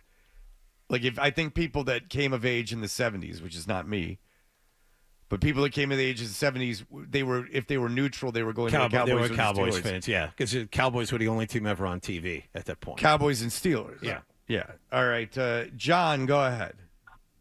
Let me push back on Wallach's take with the question first. Were y'all not rooting for the Bills last night as if they were your team?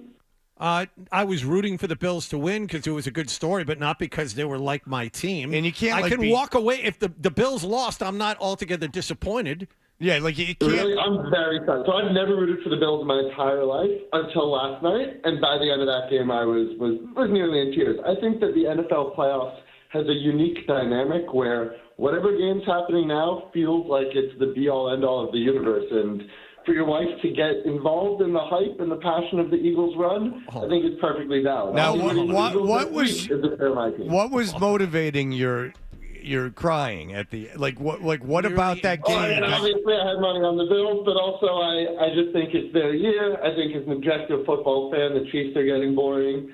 And the Bills are just a more likable story. That all is true. I was obviously rooting for the because of Travis Kelce, though I can synthesize it. And if you're gambling so much you're crying at the end of the games, you have a problem. Nearly in tears. That come on, really? All right, fine. No, everyone was rooting for Buffalo because of Travis Kelce. Yeah, but none of them were nearly in tears when they lost, except that guy.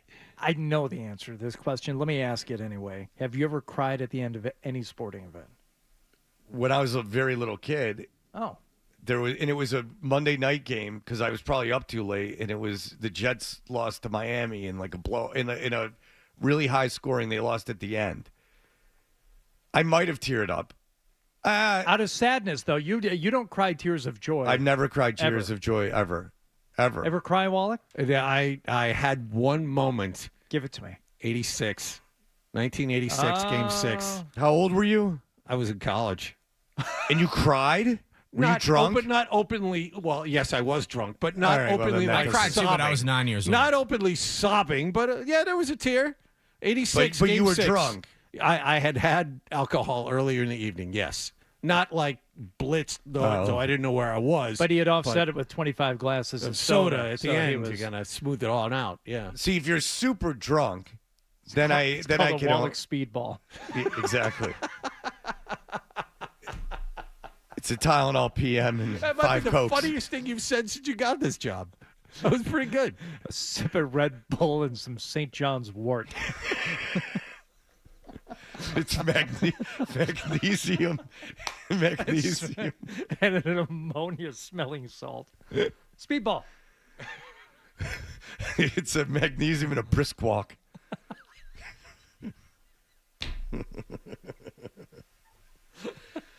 Oh, this cold's never going away.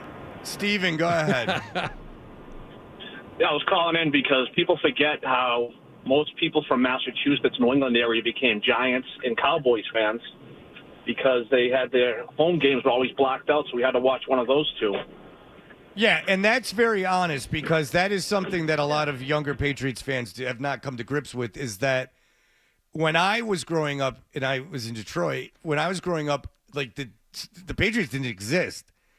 And even as a Jets fan, like I don't recall the Jets playing the Patriots ever. Like I don't recall that because it was never on national television and the games used to be locally blacked out.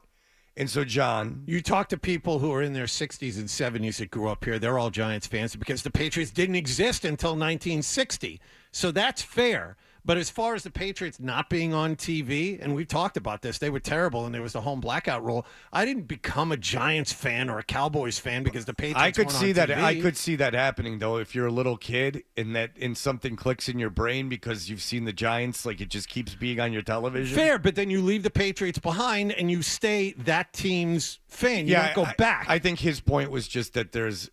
Yeah, I agree with you on that. Right. You can't be fanatical about no. teams. I don't think that's not. I don't think that's what he was saying, though. I think he was saying just. I thought it was interesting that people around here that grew up with the blacked out games became Giants fans. Yes, that goes back to his wife. Yes, Hardy's wife talking about people in Nebraska, like in Kansas City, and then it got into that whole thing about being like in some nowhere town where there's no professional sports. And you got to kind of grasp for something. I didn't grow up like in the Red Wings.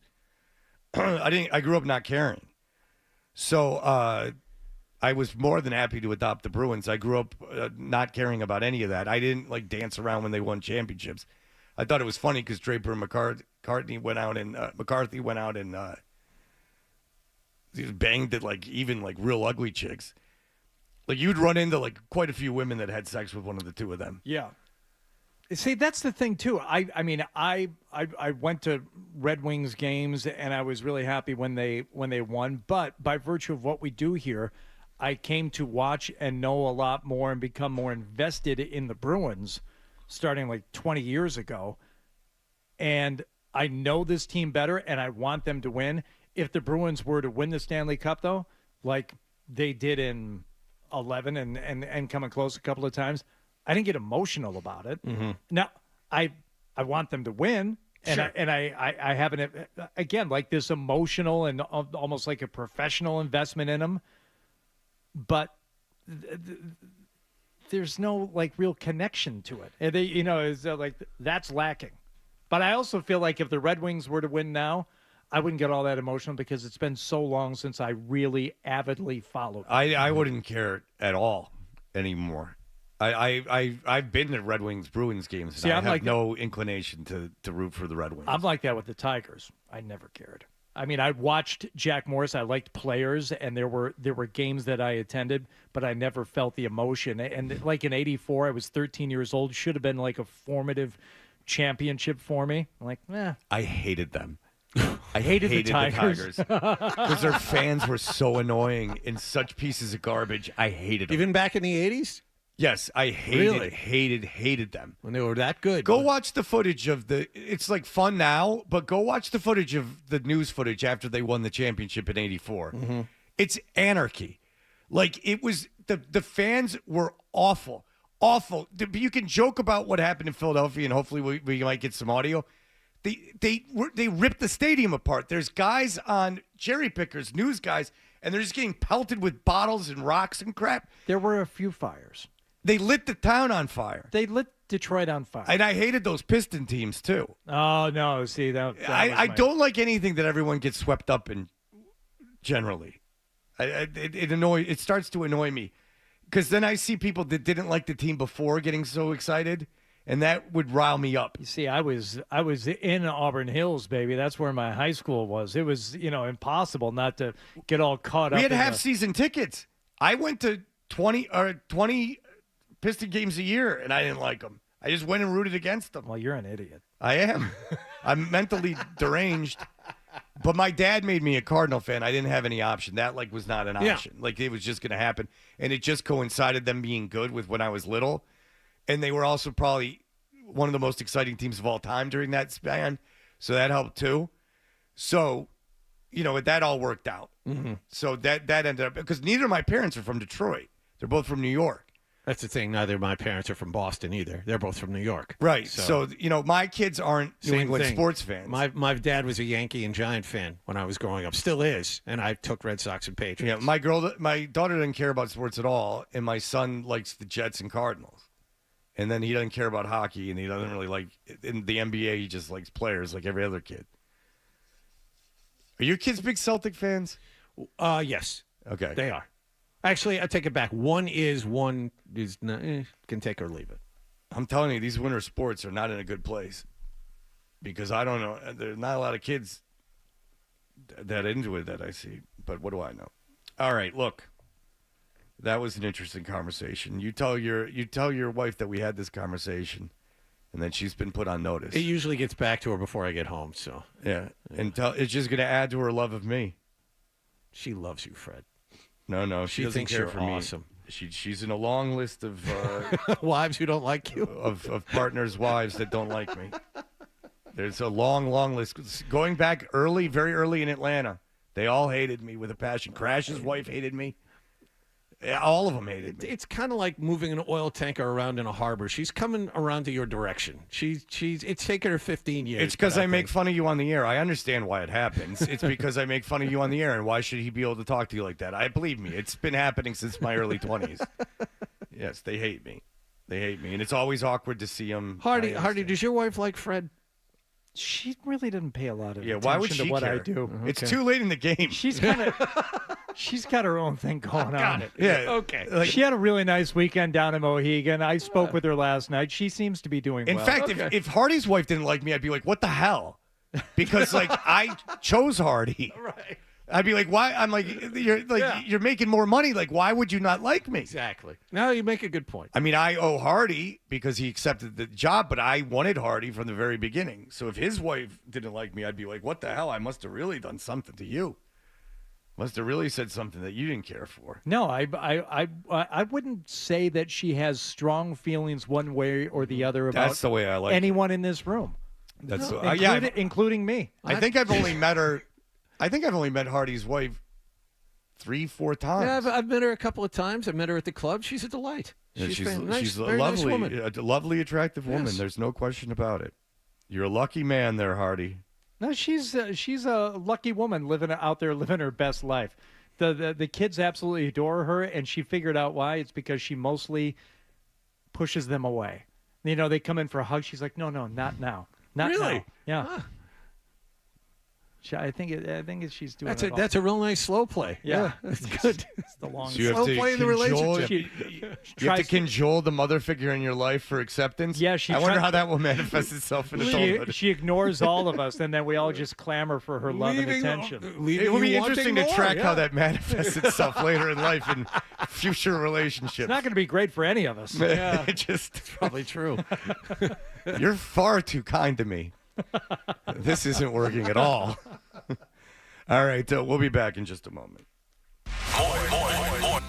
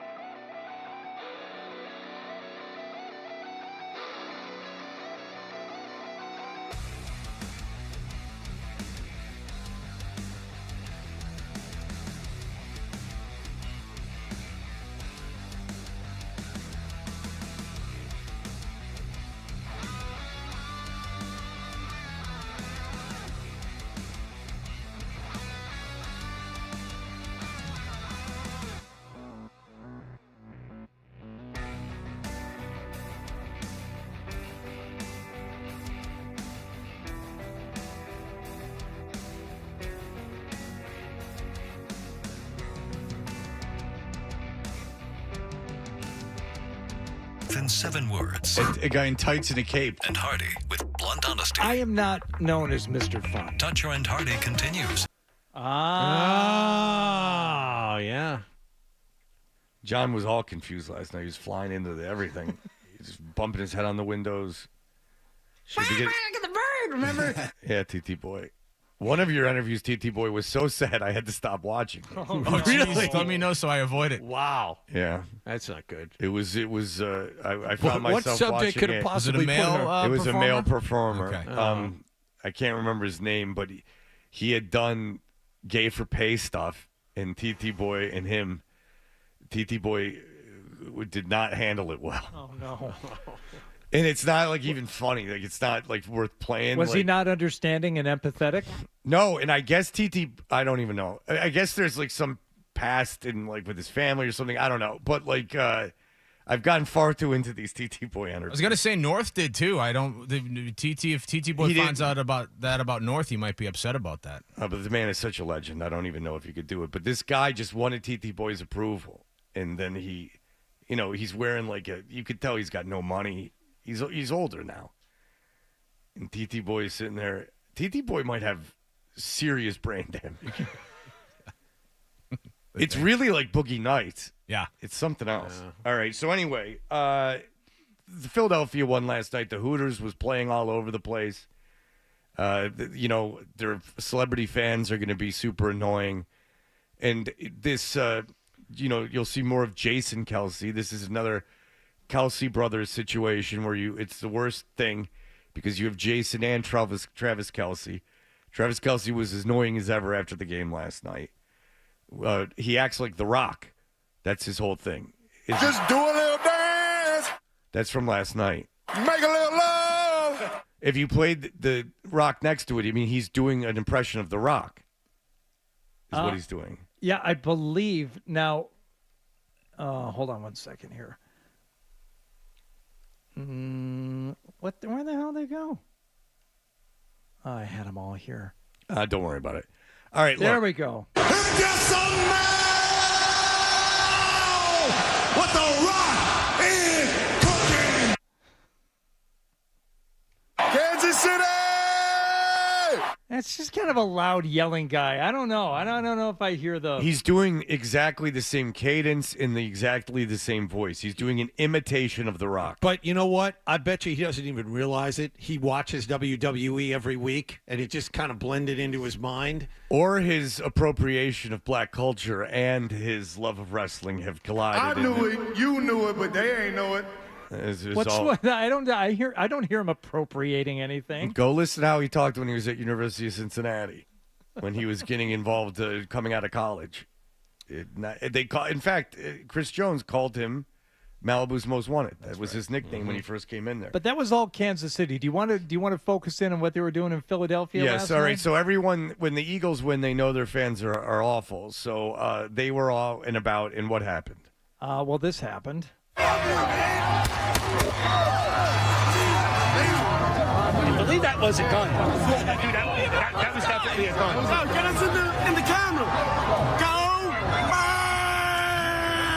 Birds! So the guy says they get us in the camera. Was he the one that shot the gun, or is that just somebody else? No, I think that's the guy that was just ignoring the gunfire because he was so drunk he didn't care about gunfire. You know what? It could have been firecrackers. Let's listen again.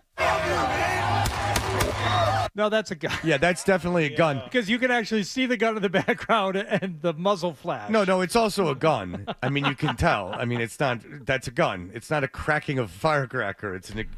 It's a bullet coming out of a chamber. Just play the guy's reaction again. Okay. The drunk guy. Just play the whole thing.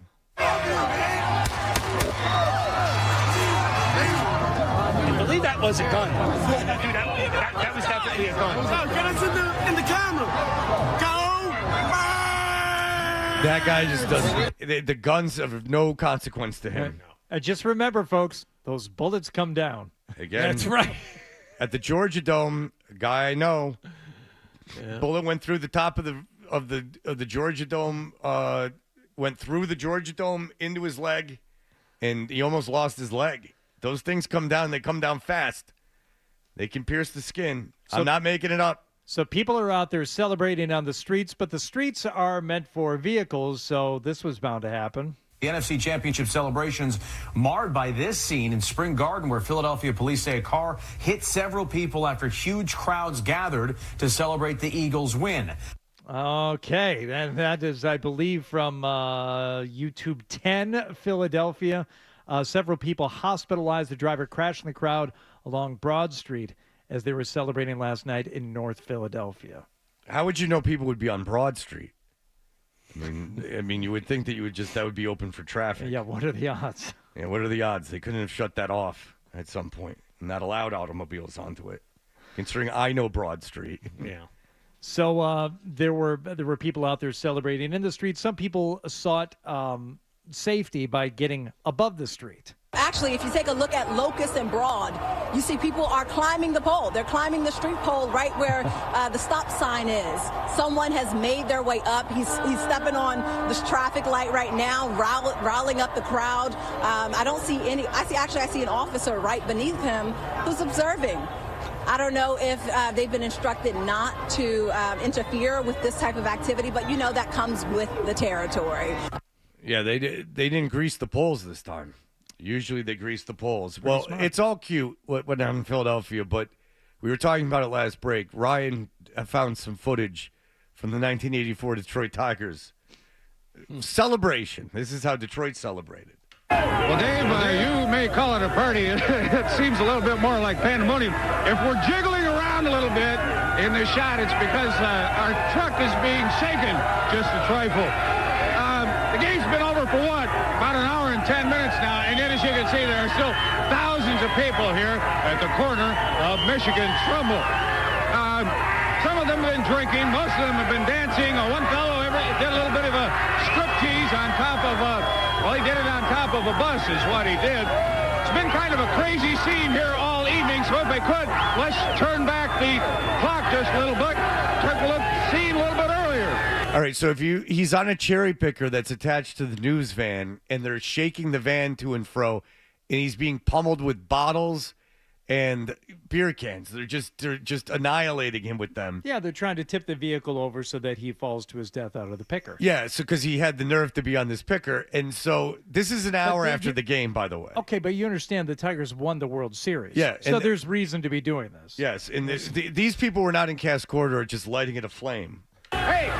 Early on, the area surrounding Tiger Stadium began to look like an armed camp. Hundreds of Detroit police officers gathered. Most of them went inside to control the crowd in the stands, but dozens of others stayed outside to keep an eye on the thousands of people roaming the streets. How come you're out here instead of in there? Can't get no tickets, man. No tickets. Just come out here and cheer the Tigers on. Just decided to join on the party? Yes, I am. Yes. What are you planning to do the rest of the night? Party. Rather be in there than out here? I think so. Decided to come down a little earlier. I was hoping they'd lose tonight. I've got tickets for tomorrow night. Well, I hardly hear myself think. I believe that somebody back at the station said to go. We have a few friends here on the truck now. All I say is it looks like party is going to continue for some time.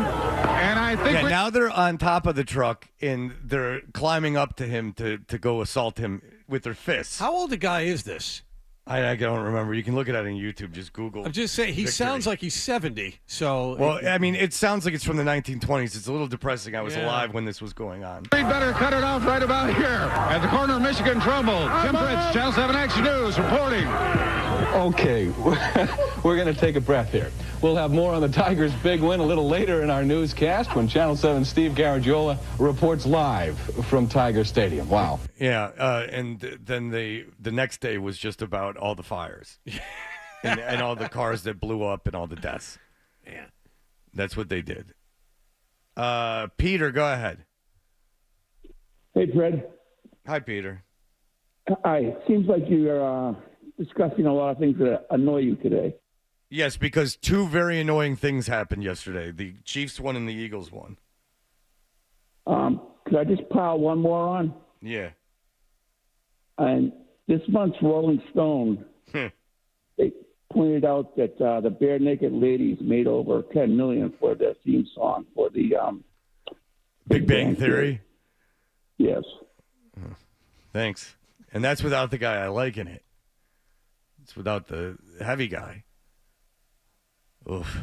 $10 million. I can't do more than that. That's $10 million. It's really hard to listen to. For your dignity. Yeah. All right. Well, there you go. Everyone's all excited. 8 figures for the Big Bang Theory inside the world of TV theme songs. I know Danny Elfman made a lot of money off The Simpsons. And because his voice is in it. I guess that's the big thing, is that his voice is in the part that goes, The Simpsons. Oh. So when your voice is in it, you get like royalties out of it. Yeah. In addition to the writing. So like every time it's played, he gets a percentage of a cent. And then when you add all that up, it becomes a tremendous amount of money. How much did the Rembrandts make from Friends? So far, they've earned $5 million in royalties for their song I'll Be There. They kind of deserve that.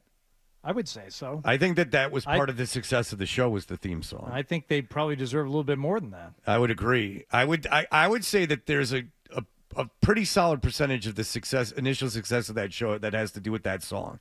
Specifically that song and the intro to it. Because they were playing with umbrellas in a fountain. Just go there and vamp. That had to be a fun shoot. Matthew Perry. He can barely move.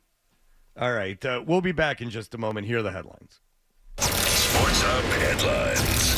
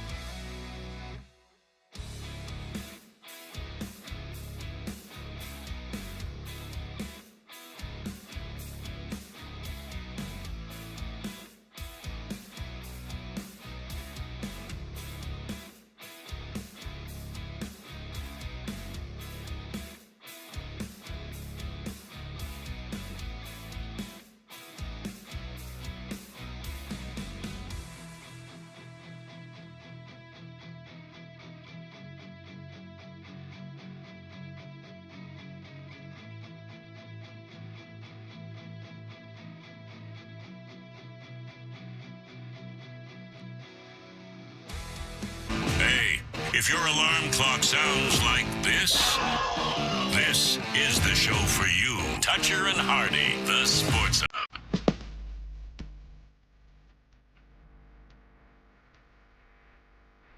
Hey, we're Toucher and Hardy, brought to you by FanDuel Sportsbook. Make every moment more with FanDuel. We had a guy call in and he said that Bare Naked Ladies had made $10 million from the Big Bang Theory theme. And then Hardy said that the whatever. You should ask 12, see if he can get it. Yeah, I got this right, Adam. 12. Okay. Yeah. The first choice for the Friends theme song was another 90s alternative song. Okay. Band turned it down. They actually used the song in the pilot. Interesting. It is from a credible 90s alternative band. Okay. The band refused, probably in part because this is generally considered to be their worst song. And I got it right with no further clues. Really? Okay, so very credible 90s alternative, just alternative band in general. Take yourself back in time to when Friends started. A credible. That's the one clue I'm going to need is what was the first year that There's Friends no was, more clues. Was it 92? I got it with no more clues. But I'm telling you, I can't. I'm saying that I need. I mean, you have the general area. Who knows when it first started? Okay, there's no way of finding credible 90s alternative rock band. Again, like early. I'm not looking on the computer right now to look up the year. That's fine. I will do other clues. Take your time. We got all day. Early 90s. This is. Remember, I got it. After not much thought. Okay. My gut guess, but this would be wrong, is Third Eye Blind, but they're later on in the 90s. So Credible alternative band. Credible alternative band. I am going to say it was Pearl Jam. Why would they want Pearl Jam song would they want? Do you remember what? First guess. Do you know what they're doing in the? Yeah, they're not drinking out of the fountain like traipsing you. around and or collecting the pennies out of it. Oh, that's very good. Yeah, you're gonna take away all those wishes. That's right. You wouldn't do that. No, of course not. All right. So, what Pearl Jam song would they use? I'm curious. Spin the Black Circle. Okay, I missed that part of it. That it was an existing song. I thought where I was just focusing on. Well, why would they turn it down if they wrote the song for the show? No, what I'm saying is, I'm guessing they went to the artist. Would you write a song for the show? No, that's not what he asked you. So you didn't even understand the this question. Song is it's a very well-known song, but the band has said this is not the song we want to be remembered for. It was actually. I don't want to give you any more hints. Okay, I'm stumped. I right, should know this, but I don't. So I'm better than you. That's been established. Yes. What if I said the band made the right decision? The band whose song they used made $5 million. This band made the right decision, turning it down and not getting the $5 million. Because they don't need. Yeah, they don't need the money. Million. And am I at least in the right neighborhood with like Pearl Jam? Like, was it like a no? It was so it was more of like a pop alternative band then than kind of a grunge alternative band. So they were a legit alt rock band. From the early 90s. Around before Pearl Jam. Oh, okay. And it's also like think of do you remember what happens in the beginning of Friends? REM, Shiny Happy People. Wow. There it is. Okay. Sorry. I needed that extra hint of pre-Pearl Jam. I was too in the early 90s alternative there. Okay. I'm still not as good as Fred, but at least I got it eventually. And helped you guys kill 3 minutes, so you're welcome. The Pearl Jam guess was, oof. Yeah, that was terrible. Because I was thinking out loud because he said terrible songs. And I said, well, The Offspring's got that covered. And then I went, but it wouldn't be The Offspring. And then I started thinking. And then I eventually, after just a moment's more. He divined the answer. Hardy, you're a big REM guy. Is that a song that you loathe? Or do you celebrate the entire REM catalog, no, even you the don't stuff that sounds like that? You don't have blind loyalty. That song stinks. No. It's weird that it got released as a single. That's a little odd.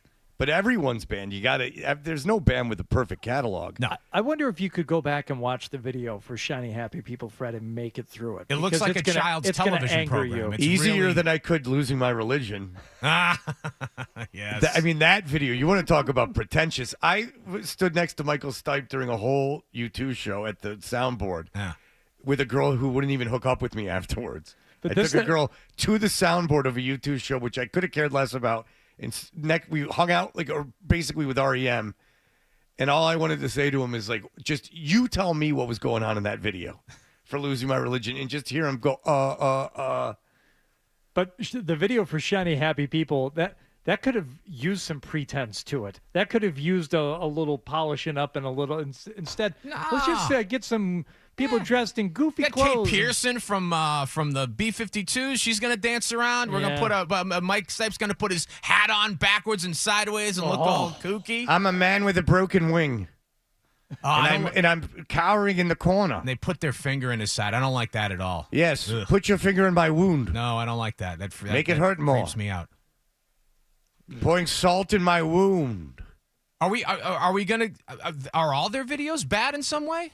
No, the one for that's right. It starts with an earthquake. Yeah. End of the World is a great video. Yeah. It's just that kid. And everybody hurts. That's funny. Yeah, it's all those people. They're all got. It's just a bunch of people with hoses on their car, stuck in traffic, putting it in. Carbon monoxide poisoning. Nick, go ahead.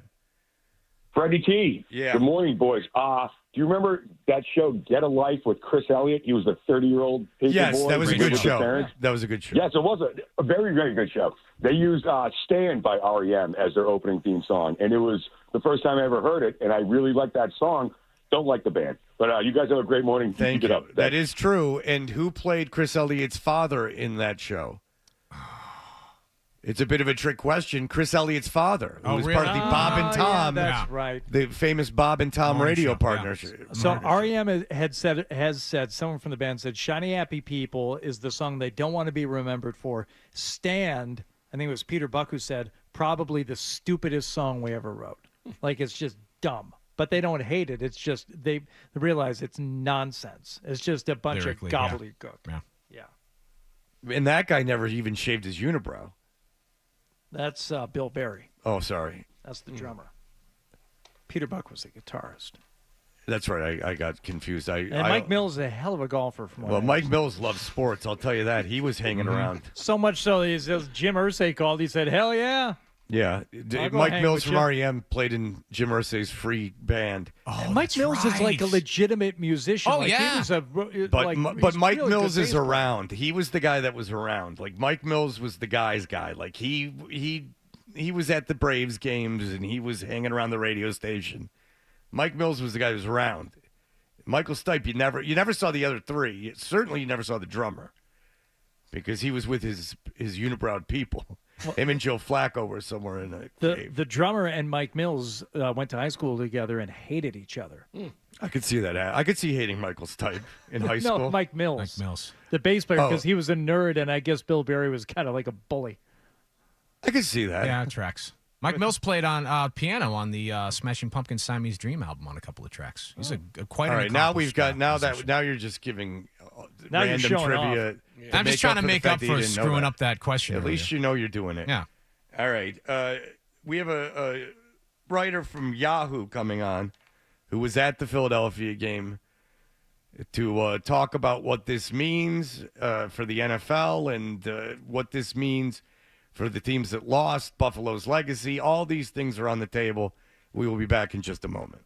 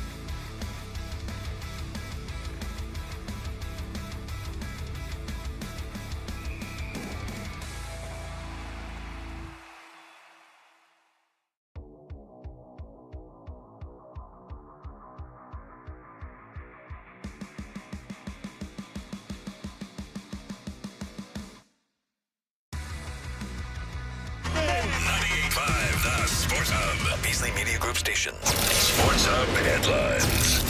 The Kansas City Chiefs will go for an unprecedented three-peat in Super Bowl 59 a week from Sunday in New Orleans after holding off Buffalo last night 32-29 in the AFC Championship game. Patrick Mahomes had a touchdown pass and 2 TD runs to put his team on the brink of history. Obviously, it'll be awesome. I think it'll be something I look back at the end of my career if we're able to go out there and get that three-peat. But at the same time, you just treat it as one season and one Super Bowl run, which is always hard to do. Harrison Butker kicked the tie-breaking 35-yard field goal with 3:33 to go to give the Chiefs the lead for good. And next up for Kansas City is Philadelphia. The Eagles beat the Washington Commanders, 55-23 last night. Saquon Barkley and Jalen Hurts had 3 rushing touchdowns apiece in this one. This next game is a rematch of Super Bowl 57 2 years ago, a 38-35 Chiefs win. Former Saints head coach Dennis Allen has been hired as the new defensive coordinator, and 28-year-old Denver assistant Declan Doyle is the offensive coordinator of the Chicago Bears. After a 3-1 road trip, Celtics are home tonight to play Houston.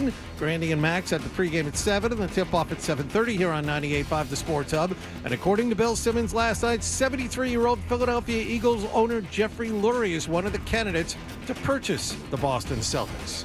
Sports Hub headlines are brought to you by John Sewer and Drain Cleaning. With over 50 trucks on the road, because your clogged drain is their emergency, go to johnsewer.com. I'm John Wallach on Boston's Home for Sports, 98.5 The Sports Hub. Your next update at 9:30.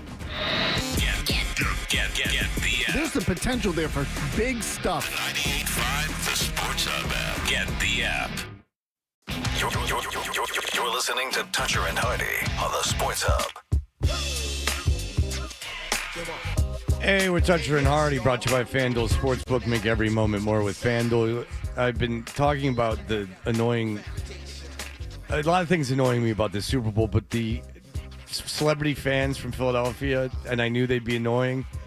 Well, already on Instagram I saw Bradley Cooper. He's, of course, wandering around the field, and he gets into the Fox segment, and him and Terry Bradshaw hug, and then they don't keep their arms off each other. They keep their arms wrapped around each other's shoulders because you know why?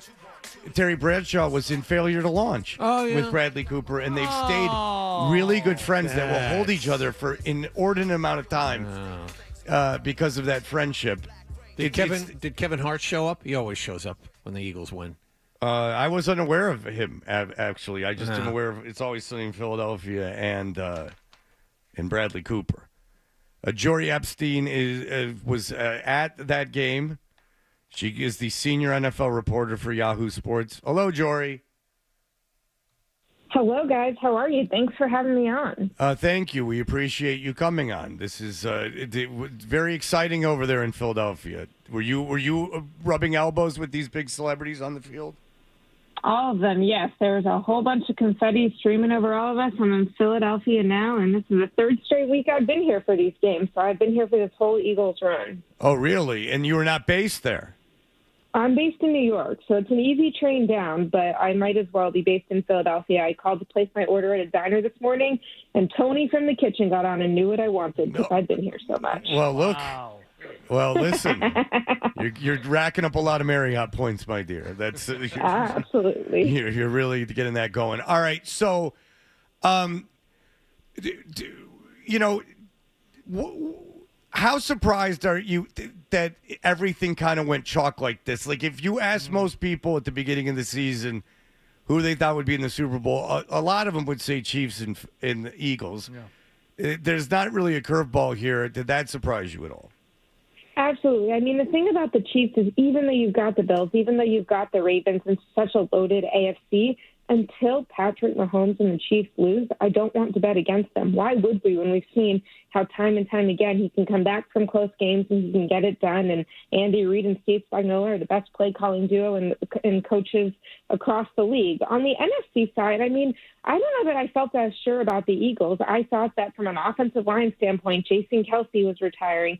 Yes, they had Saquon and that should work, but where was Jalen Hurts going to be defensively? New defensive coordinator. I mean, they spiraled down the end of the year last year. I was in Tampa Bay when they lost in the wild card round, and I did not think back then that they would be back here as quickly as they were. I mean, Nick Sirianni's job was in question. Yeah, I wanted to ask you about at the end that. of last season. Yeah, I wanted to ask you about that. At the end of last season, people wanted him fired in the middle of this season. 3 weeks ago, they wanted him fired. People, because he's a real prick. It seemingly like yelling at the crowd in the way he acts. What's the deal with Sirianni? Why is he such a divisive figure? It's funny because on one hand, you have players who I've talked to their agents and I've talked to them and they'll say, even when I wasn't even playing, Nick was calling me in, checking on this thing with my family. He actually cared. He's got that messaging. And then on the other hand, we're talking to quarterback Jalen Hurts last night and he kind of smiles. And after basically dismissing 2 questions about Nick Sirianni, goes, oh, yeah, he did a good job. He did a good job. He let me out of my straitjacket a little bit tonight. And I'm like, excuse me, you can't just drop this on us. And when asked to elaborate, he did not. But I think Jalen felt very clear that it was Nick Sirianni rather than offensive coordinator Kellen Moore, who has limited the passing game and had conservative game plans. So I don't know how much. I think there was part of it that is his sideline antics and that personality, and part of it is that, hey, if he could be the bad guy and the rest of the coaches could be the good guy, that might actually work well for a team. Okay, so Jalen Hurts, it was reported in the beginning of the season that they were like speaking through an intermediary, like that they weren't even like really talking. I don't know how true that is, but so that's interesting. I didn't know that he said that after the game. So even after an NFC Championship, Jalen Hurts, you can tell he doesn't like Sirianni. Like he doesn't like him, right? I think to me what struck out is that Jalen saying that in comparison to Nick when being asked about Jalen being like, I don't know why you guys criticize him so much. I don't know why you guys think he wants certain things. Like, oh, he has great players around him. What great quarterback didn't? And I'm like, they're just as clearly you guys are not telling the same story here, and it's apparent to all of us. Oh, how interesting. And that dynamic, who wins in that dynamic? Yeah. Like, say they're emboldened by a Super Bowl win. You've been ensconced with the team, embedded with the team. Who wins in that power play? Jalen Hurts, who's, not considered an elite quarterback, or Nick Sirianni? If they win the Super Bowl, they both win. And I know that sounds like a cop-out, but right now, Saquon Barkley is winning. The offensive line is winning, and enough is going right around them. And, I mean, credit to Kellen Moore in some ways for navigating that dynamic that a lot of coaches have struggled to navigate. But I don't know that it's one or the other because they kind of need each other whether they want to or not.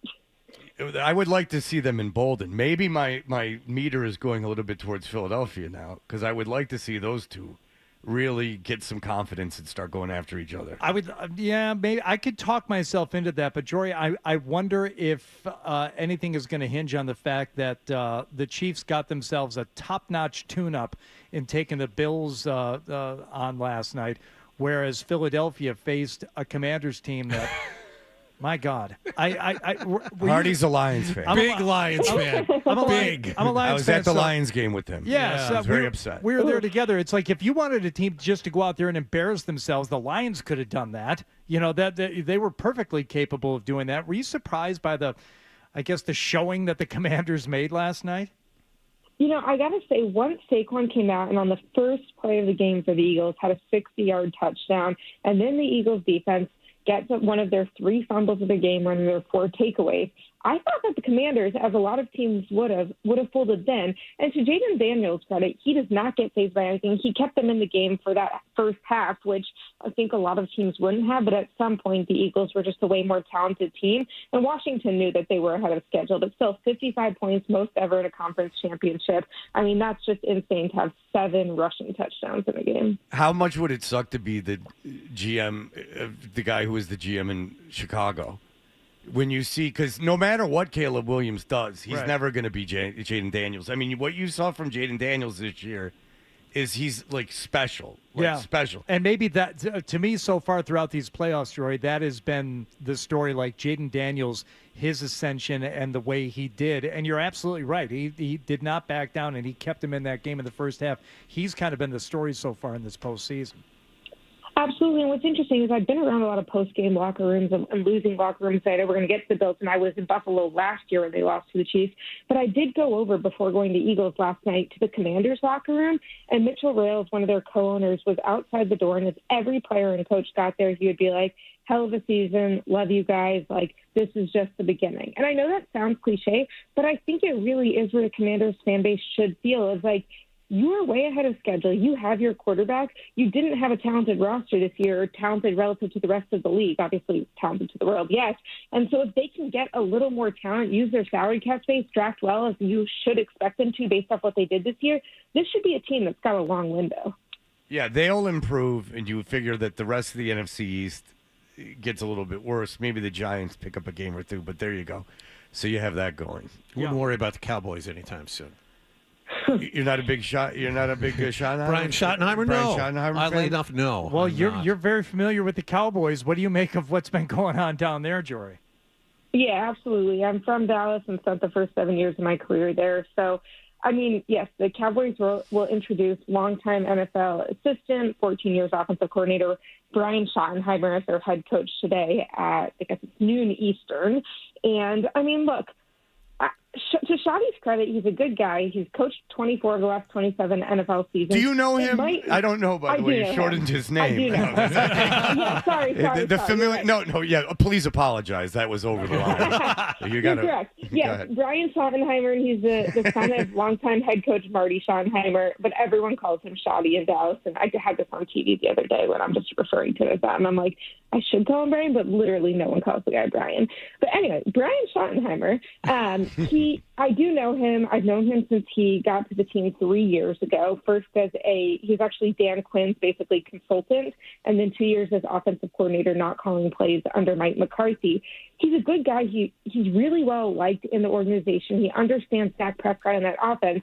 To me, the question is not whether he might work as a hire. It's that the Cowboys process is just, when I think of hiring a head coach, what I want to do is talk to as many people as I can, because even, maybe not 20 like the Jets, I'm not saying we should go the Jets route, but it's not just about the coach you're going to get, it's how many trade secrets can you pick? How many people can you say, hey, how did you handle this blitz? Hey, how did you handle this scheme? And I mean, even if the Cowboys did this and took Texans offensive coordinator, or former offensive coordinator, now Bobby Sloat, to call plays, you're hiring a guy in Brian Schottenheimer who has not called plays since 2020. You could have had him as your offensive coordinator alongside some sort of defensive guy who would have been great. I mean, Steve Spagnuolo in the Chiefs win last night, it's just not an inspiring, creative, or thorough process. And I think that's where it comes down to. As much as Jerry Jones makes headlines and makes his call to Deion Sanders right after parting ways with Mike McCarthy, for a long time it's actually been a very conservative franchise in ways that hurts them. It's odd. Jerry Jones, and you were talking about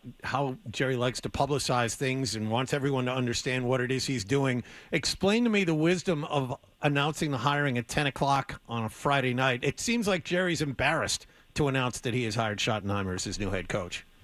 Yeah, it's funny. I know you're not asking about me, but a little behind the scenes here. So it worked out super well for me. I observed it to a Sabbath, so I'm totally offline by sundown Friday. And I'd pre-written a story Thursday because I'm like, my sources were telling me they were hyper-focused on Schottenheimer. They were no longer going to be a team that I was like, is Kellen Moore still in the mix? As early as Thursday, even Friday morning, and they were saying, no, we're really not talking about Kellen. We're hyper-focused. So I had this whole in-depth story, and it worked out great because I was offline. But anyway, back to Jerry dropping this on a Friday night. I mean, I actually thought he would drop it on Sunday because that's what he did a couple of years ago in letting go of Jason Garrett. He dropped it in the middle of the Eagles playoff game so that he could command the attention. I think part of this was it had already been happening, but they needed to get some of the staff members in place. So I think some of it was that. But look, regardless of when Jerry Jones drops this, I mean, we're talking about it Monday morning right after two teams made it to the Super Bowl. So he's got us where he wants us. Yeah. Listen, Schottenheimer was the guy who got Mark Sanchez to two AFC Championship games. He's the guy that was the OC during the Can't Wait game. You never know. And hey, when let Russ cook during Russell Wilson's best years in Seattle, for 3 straight years, top 10 offense, and Schottenheimer was the play caller then. And when I talked to some people who worked with him, they said that really when Seattle let him go, it wasn't because he wasn't calling good plays. It was that Pete Carroll believed you should run the ball and support the defense more. And Shoddy's like, Brian Schottenheimer is like, hey, Russell's cooking. We should let him do this. So I actually think that he has a lot to offer. It's just a strange way to go about a hire when you could have gotten someone else at head coach and have him as your offensive coordinator. Well, you knew that was happening. What did you think about Carroll going to Vegas?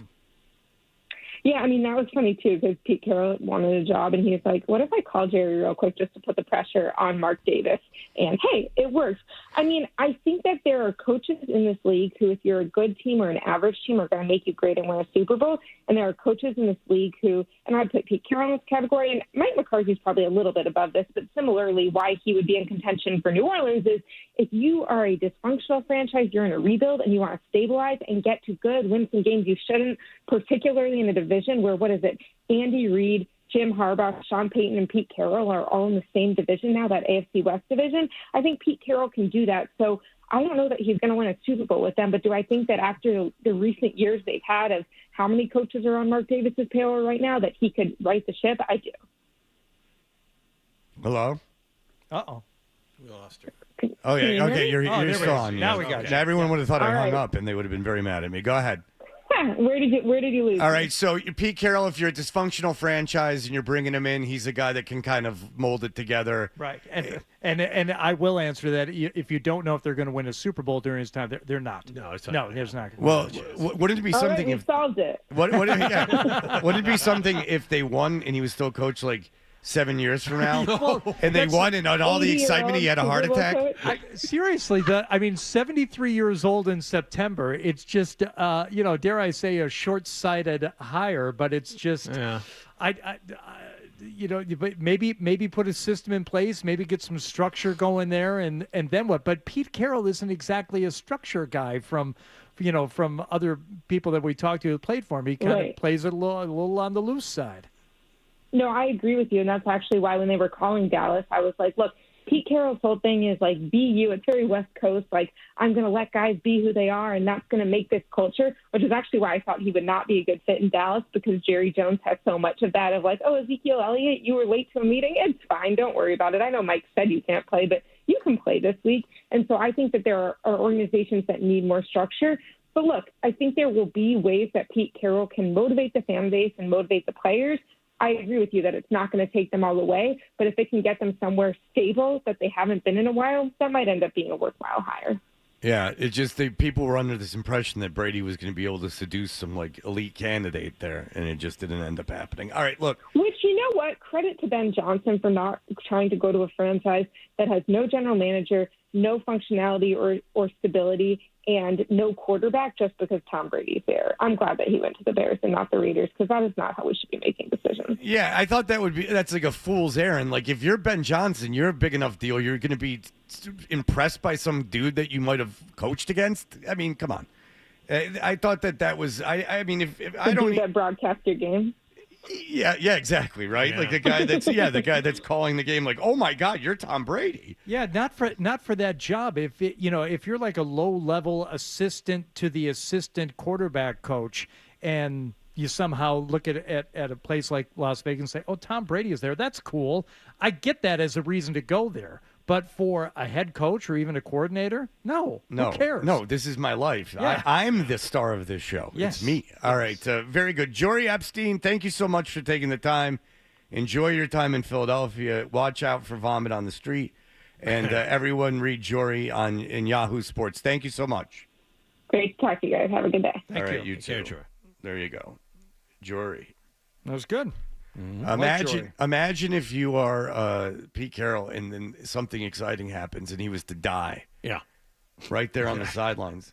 Marv Levy retired at 72. But Marv Levy looked decades and decades older than Pete Carroll. I mean, Marv Levy was younger than Pete Carroll when he retired. You know how Bert's in here and say Alex Van Pelt gets a lot of crap and it might be the way he looks? Mm-hmm.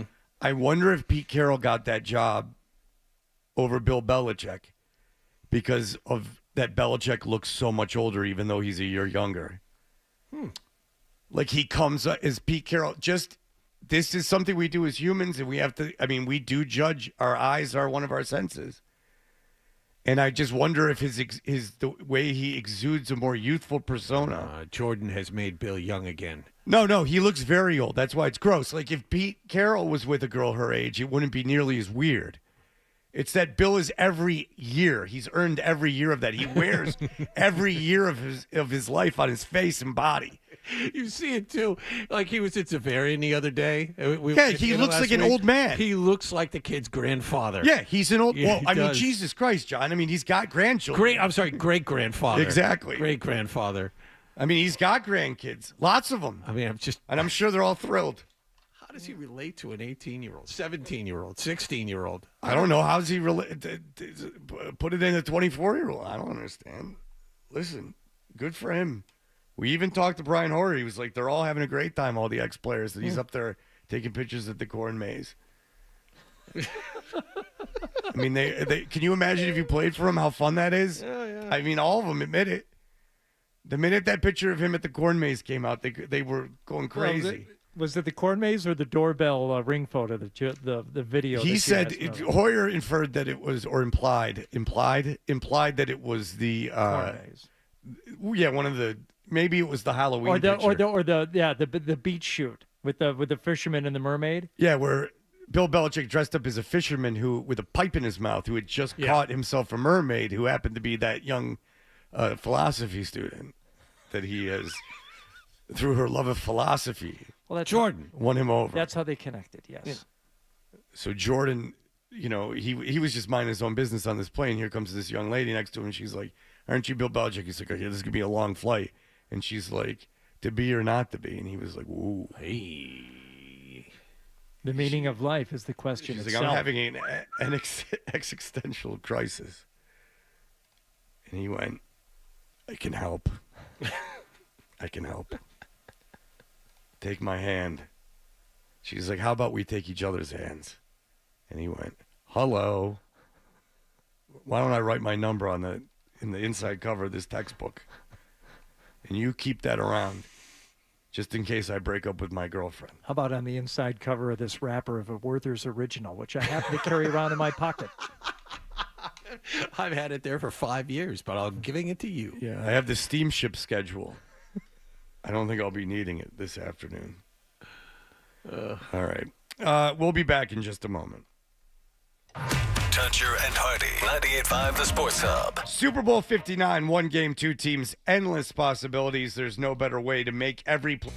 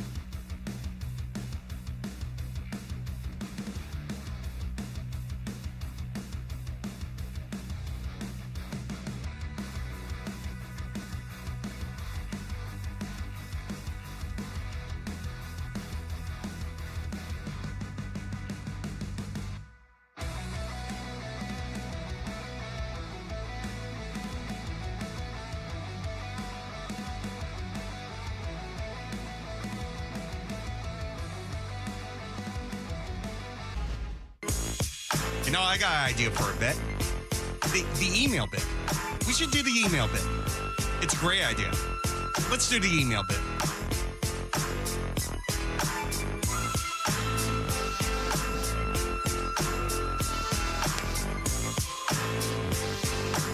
Hey, we are Toucher and Hardy. If you want to email us, go to 985thesportshub.com and you can do that. Or if you want to follow us on social media, at Toucher and Hardy, and at Fred Toucher, and at Hardy985. At Fred Toucher is building from the ground up DIY style. Where are we now? I don't know. I'm getting closer. Am I at 25,000 yet? Probably not. But I'm getting closer by the minute. We're really getting close. It's all those videos Nicholas is putting up. Yep. I'm at 24.5. There you go. I've been hovering there for a while. Yeah, I know. I got to come up with something like the boom guys. Here comes the boom. We bring the boom. Right. You know, maybe we had them on like Jimmy Fallon did. We could do something. Yeah, you could do the same stuff. The jumbo cookie. It's really fun. It's a lot of fun. I'm glad that people are into that. Here's an email that I got that I was thought was going to go one way, but then it went another. It was old lady comments, it says. And it's from a woman named Helen. And I'm like, oh, here we go. This is going to be to Rick and everyone else complaining about me. Because a woman called in at the beginning of the show. She said, why are you not talking about football when we were talking about Hard Ticket to Hawaii and Andy Sedaris movies? And she says, though, I think Mary needs to listen to another channel on the radio on her way to work. I'm her age and travel to work at the same time as you yourself. No driving in the dark at 6 a.m. isn't a fun experience. And the show continuously puts a smile, laugh on my face. Oh. All the most times hilarious randomness you speak of, aside from sports talk, is why you are a success. Good job. Wow. There you go. Not what Mary said this morning. I love your program. I listen to you every day on the way to work. There were 2 important football games on last night. I don't want to hear this other crap you guys are talking about. Yeah, and then I said, we were talking about the Golden Girls at the time, and we were talking about how Rue McClanahan at the beginning of the Golden Girls was younger than John is now, and John was saying that I was sexually attracted to her was weird, and I said, well, isn't it weird that that's even like that would be a May-December relationship if you were in it. No. The other way around. And then here we are. And then I said, isn't that appropriation? Because this woman was 75. Sure. I said, Rue McClanahan, isn't that appropriating? There's some word for it, like in Hollywood, where they put someone that's not the race in the role. Mm-hmm.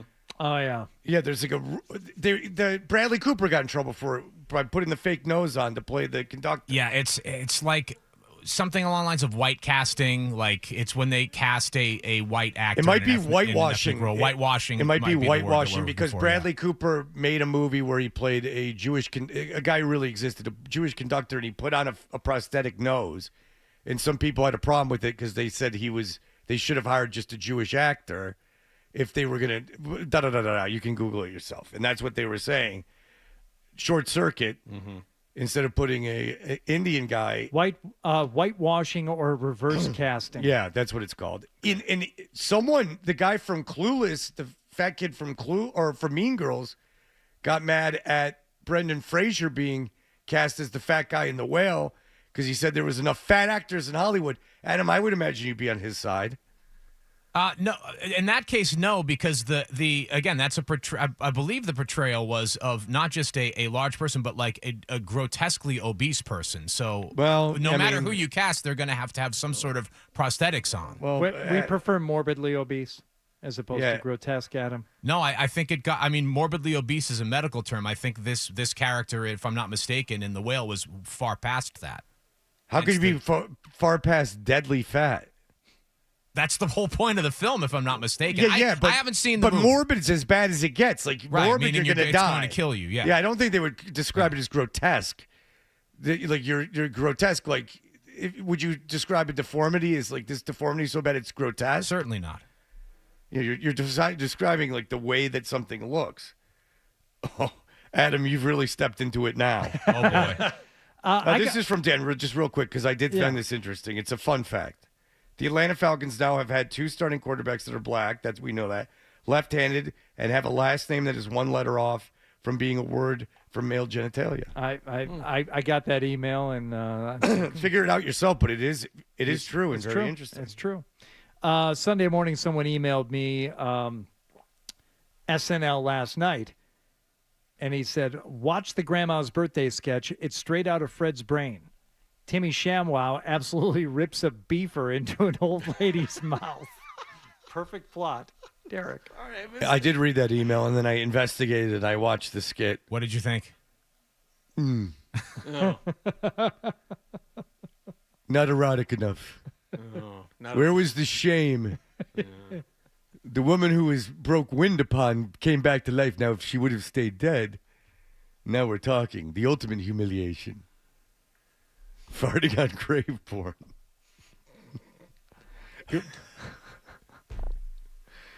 I'm at the morgue farting on corpses. More realistic. A new kink. We found one. I'm paying off the coroner. I have to break wind.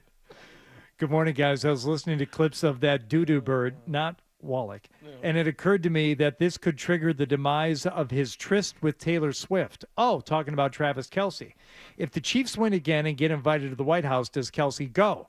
She obviously has had her squabbles with the current administration. This could be the ending we all deserve, from Matt. I don't think the White House is inviting winning teams to the White House anymore. I think that's how they're getting around that. Is it one of those things where they quit them before they are turned down? You know, it's like, oh yeah, you don't want to be here. We didn't want you here anyway. Well, I think that's smart. I think that will be the new policy, though. Yeah. That's no what more I would invites. do. Is why put yourself through the exercise if people are just going to turn it down. If you're going to be embarrassed by people saying no, then no, we're just not going to invite you to begin with. Or like what? It's like got to be a deal then. Like if you're inviting someone somewhere and you just know it's going to blow up into a deal no matter what, even if they come, it's going to be this big issue. Like, screw it. I don't need to do President this. is far too busy to entertain it today or tomorrow or whatever it is. I actually hand it to him. I think it's smart. It's just another thing we don't have to hear about. But we're going to miss many, many hamburgers. Many French fries. Many French fries. Fred said it, and I believe it too. If I were invited to a dinner at the White House, as long as they were properly kept warm, I would be thrilled to walk in and see a bunch of like fast food there, as opposed to like charcuterie boards and other things I like didn't pheasant want to eat. or something, right? That was for, I believe, a college football. It was Clemson. It was Clemson football. Yeah, I'm sure the kids love that. So if you don't know, hell yeah, Trump got Clemson to come in after the national championship, and instead of like having a proper dinner, he had a bunch of fast food on the table. It was COVID, and so he had a bunch of fast food on the table. And my thing was, if I was on the Clemson football team, that would make me a lot more excited than having to sit down and like eat a proper meal. I would, if like pheasant or something of that nature, like lobster fumidor or something ridiculous that they would serve at the White House. I'd rather just have that and just stand around. Like, people were poking fun at that, and I was like, that's better. Everything was so dumb in COVID. Like, they couldn't sit down for a meal, but they could all stand around and eat fast food. Like, the act of sitting was what was, now no one touched the hamburgers. Right. We know those are good because, they were made at a fast food place. If we made it here at the White House where we have eyes on everyone, that would be the big problem. There are protocols that were in place before COVID and during and now after that make no sense. The biggest one, you get a tray of cookies, right? Mm-hmm. Got a pair of tongs. Use the tongs to grab your cookie on the plate. Everyone's touching the tongs. I can grab one cookie off a tray and touch no other cookie. I'm very skilled. I think most people could do that. Yeah, that's a Why good do we all point. touch the tongs? Hey, Nick, why in those videos, Nick's not listening. Nick is staring out the window. Nick is literally staring out the window. Oh, boy. No, he's fact checking. He's fact checking the fact that he. Thinks I don't that care it what was he's doing. before COVID. Nick, that come Trump here. posted, Nick, come here. He wants you on the microphone. I don't know why he's fact checking. We need Nick to fact check. Yeah, what's up? When you guys were doing you and Robbie Roadstein were doing the thing at the furry convention, why'd they have you wear the mask? They asked us to. No, why though? Because I guess it's a masked event, and they asked us to wear them while So it we was were to in. cover your face, not because of germs. Or a furry's afraid of germs. No. They asked us to cover our face because of germs. And I did. They asked me to do it, and I was like, I didn't want. No. Jesus, Nick. I'm not admonishing you for wearing the mask. I'm asking what was the reason they asked you to put it. Jesus, are you defensive? They asked who because hurt of germs. Yes. Huh.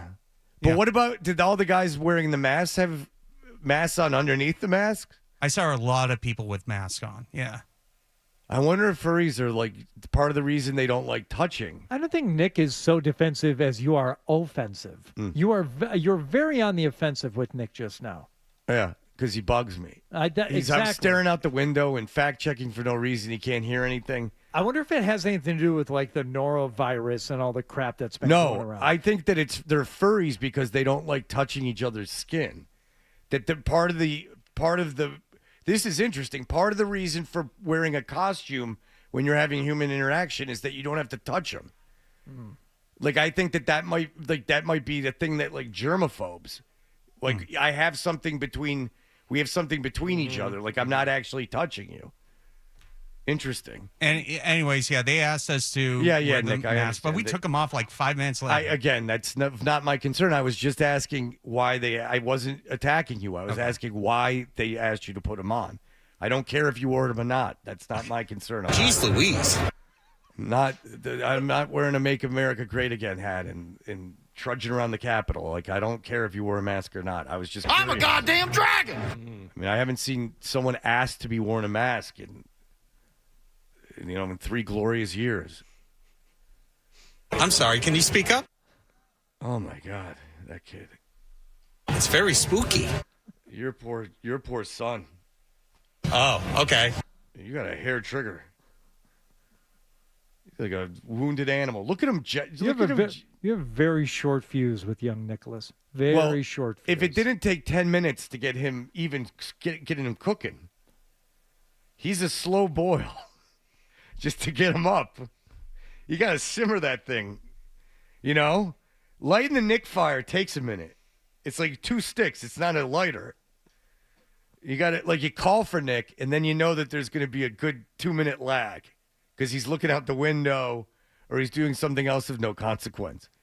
Like when you ask him to come in the room, he's got to think about it and figure out what you're asking. And then he's got to figure out, I got to stand up. And that takes a minute. And then you've seen him walk, and you're not. Jeez Louise. You're not denying he walks extraordinarily slow. Well, it's quite a wagon he's dragging. And then he'll be on the phone. They don't pick up his phone and start looking at it on the way in to talk on the air. I've seen that.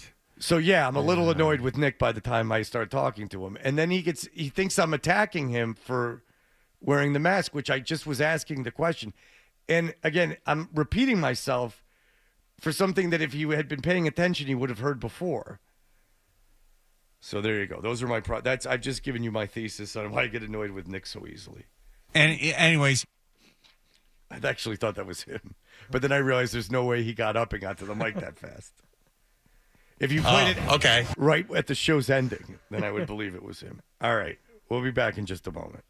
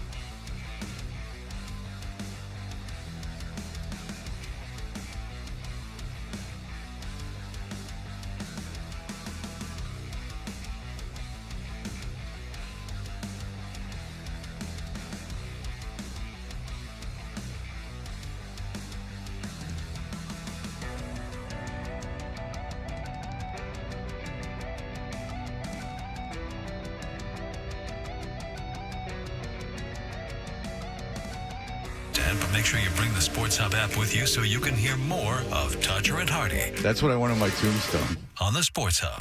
We know what you're thinking. What could I possibly have missed from the show? It's time for The Stack on Toucher and Hardy. Hey, everybody. We are Toucher and Hardy, and the Stack is available for sponsorship. Because the old sponsorship has run out, so... Man. And he went on another show to talk about what?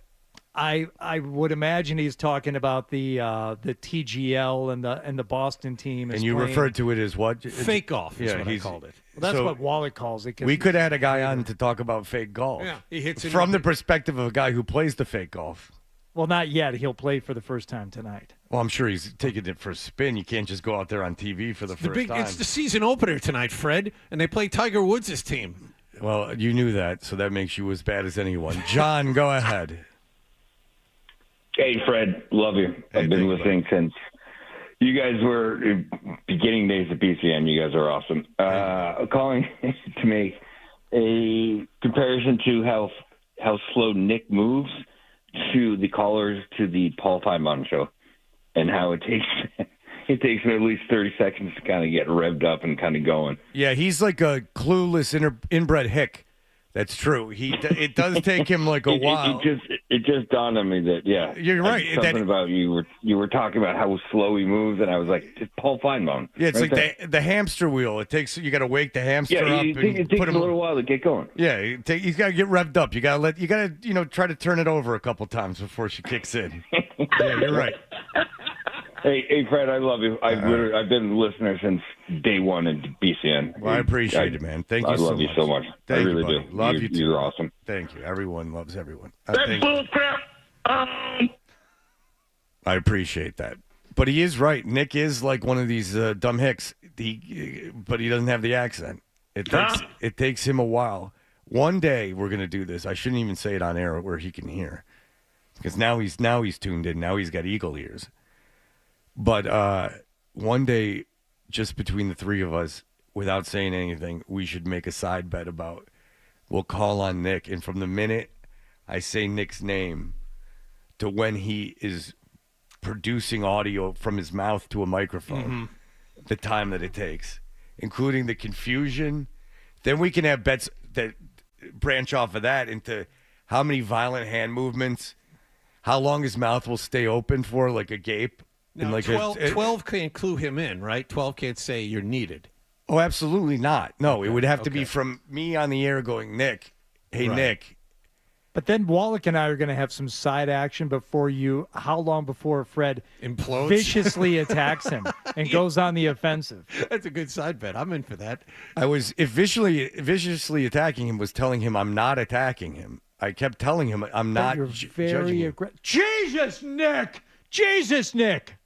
I got teenage kids who I'm with all the time, and my patience with them is long, but I have two of them. I don't need a third. Nicholas sometimes reminds me of a teenager. Why'd you guys have to wear a mask? Why'd they make you wear a mask? I took it off right away. No. I'm not asking that. That's fine. I'm not judging you by if you wore the mask or not. I'm asking why they had you put it on. And had that been your reaction and your tone, That would be my reaction with my children. It wouldn't even be like that. My reaction to my children would be like, "Oh, cool, yeah, I get it. Like, it doesn't matter if you wear it or not. But like, why did they tell you to wear it?" But with Nick being in his 30s, that is not my reaction. My reaction is like, let's cut through the pretense. Let's have an adult conversation. Let's talk like two grown humans. Right, I'm not your boss. Right. I'm literally not your boss. Like we can, I don't. Your employment and amount you make is far out of my control. I can advocate for you, which I have, which I do on a regular basis, as you know. Don't look at him right now. It's going to make you more angry. No, he's just got. He doesn't know how to act, so he's just got a dopey look on his face. You're laughing because it's true.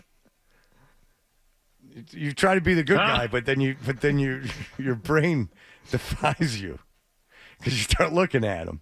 Would you say it? You got to keep your eyes closed if you're going to defend Nick. Because if he's in your line of sight, you're going to start laughing. Because he's either flipping out or just got a big, dopey, clueless look on his face. We should do very offensive song parody. Yeah, it's the worst. Yeah, I don't know how he lives. Does he have a contract right now? Put the buyout in. Nick does a great job. I never attack Nick's work. Nick does a fantastic job. Oh, we have a new Oh, intern. thank God. We were hoping you would do that. Why are you calling him Luke Bryan? How do you know what Luke Bryan looks like? One of my favorite country. What songs does he sing? Play it again. You got a microphone there. He doesn't get on until the clock starts. Oh, yeah. You're requiring him to speak before 10. You all right? Yeah, I feel like crap. Oh, good. Thanks for Yeah, I bringing still that have in it. here. Yeah, We're it's going gonna away next week. it's gonna linger. You'll get better when you're on. Well, actually, I went to Florida when I my throat thing, and it didn't get any better. Well, they're going to work. They're going to be in New Orleans gotta work working next next week. Oh, and that means you'll go on at 9. Hey, that was a really good interview you guys had with Jory. She got a lot of good information in that with Dallas and Philly. She's good. That Philly thing, very man, good. unbelievable. Yeah. This thing hurts in Sirianni. There's something there. Hey, he's a prick. Yeah, Sirianni really is just like a dick. Think about it. 2 Super Bowls in what, like the last 4 years, and potentially he could get fired at some point. Exactly. Yeah. And what she didn't answer that I'm interested in is that if you don't know, Jalen Hurts was not didn't have effusive praise for Sirianni after the game, and you got to think who wins that battle. Well, he's pricky too. No, I know. Yeah. But He's got a little chip. if you're Lori, like if you go like, all right. Oh, you side with the player. Quarterback always wins. No, the Well, player unless you're player here. always Well, wins. no, not here. Not here. Well, Did you learn your lesson? I take that back. With one notable exception. Whoops. Greatest ever. Yeah, and it just happened to be the great. It's not Jalen Hurts. It's the greatest ever. You know So what? If let's you not really be wanna so leave, fast. Just go ahead and go. Yeah, let's not be. Well, he's only the greatest ever for another 13 days, and then after Patrick Mahomes, wins his third straight, then that's all over. Sorry, so. You're going to try to I feel like convince the Patriots yourself to lost root for yesterday. it. Like I was sad after that game. Like, it's there for them, man. It was there. Maybe I will go Eagles. We'll see, or go Kansas City. We got to see. We got to see. That's the way that it goes. If it's going to piss people off like Zoe, then maybe we're in on it. That was your theory, but maybe I'm coming over to that side. All right, Zolak, you have a good show. That'll do it for us. Everyone have a great day. Bye.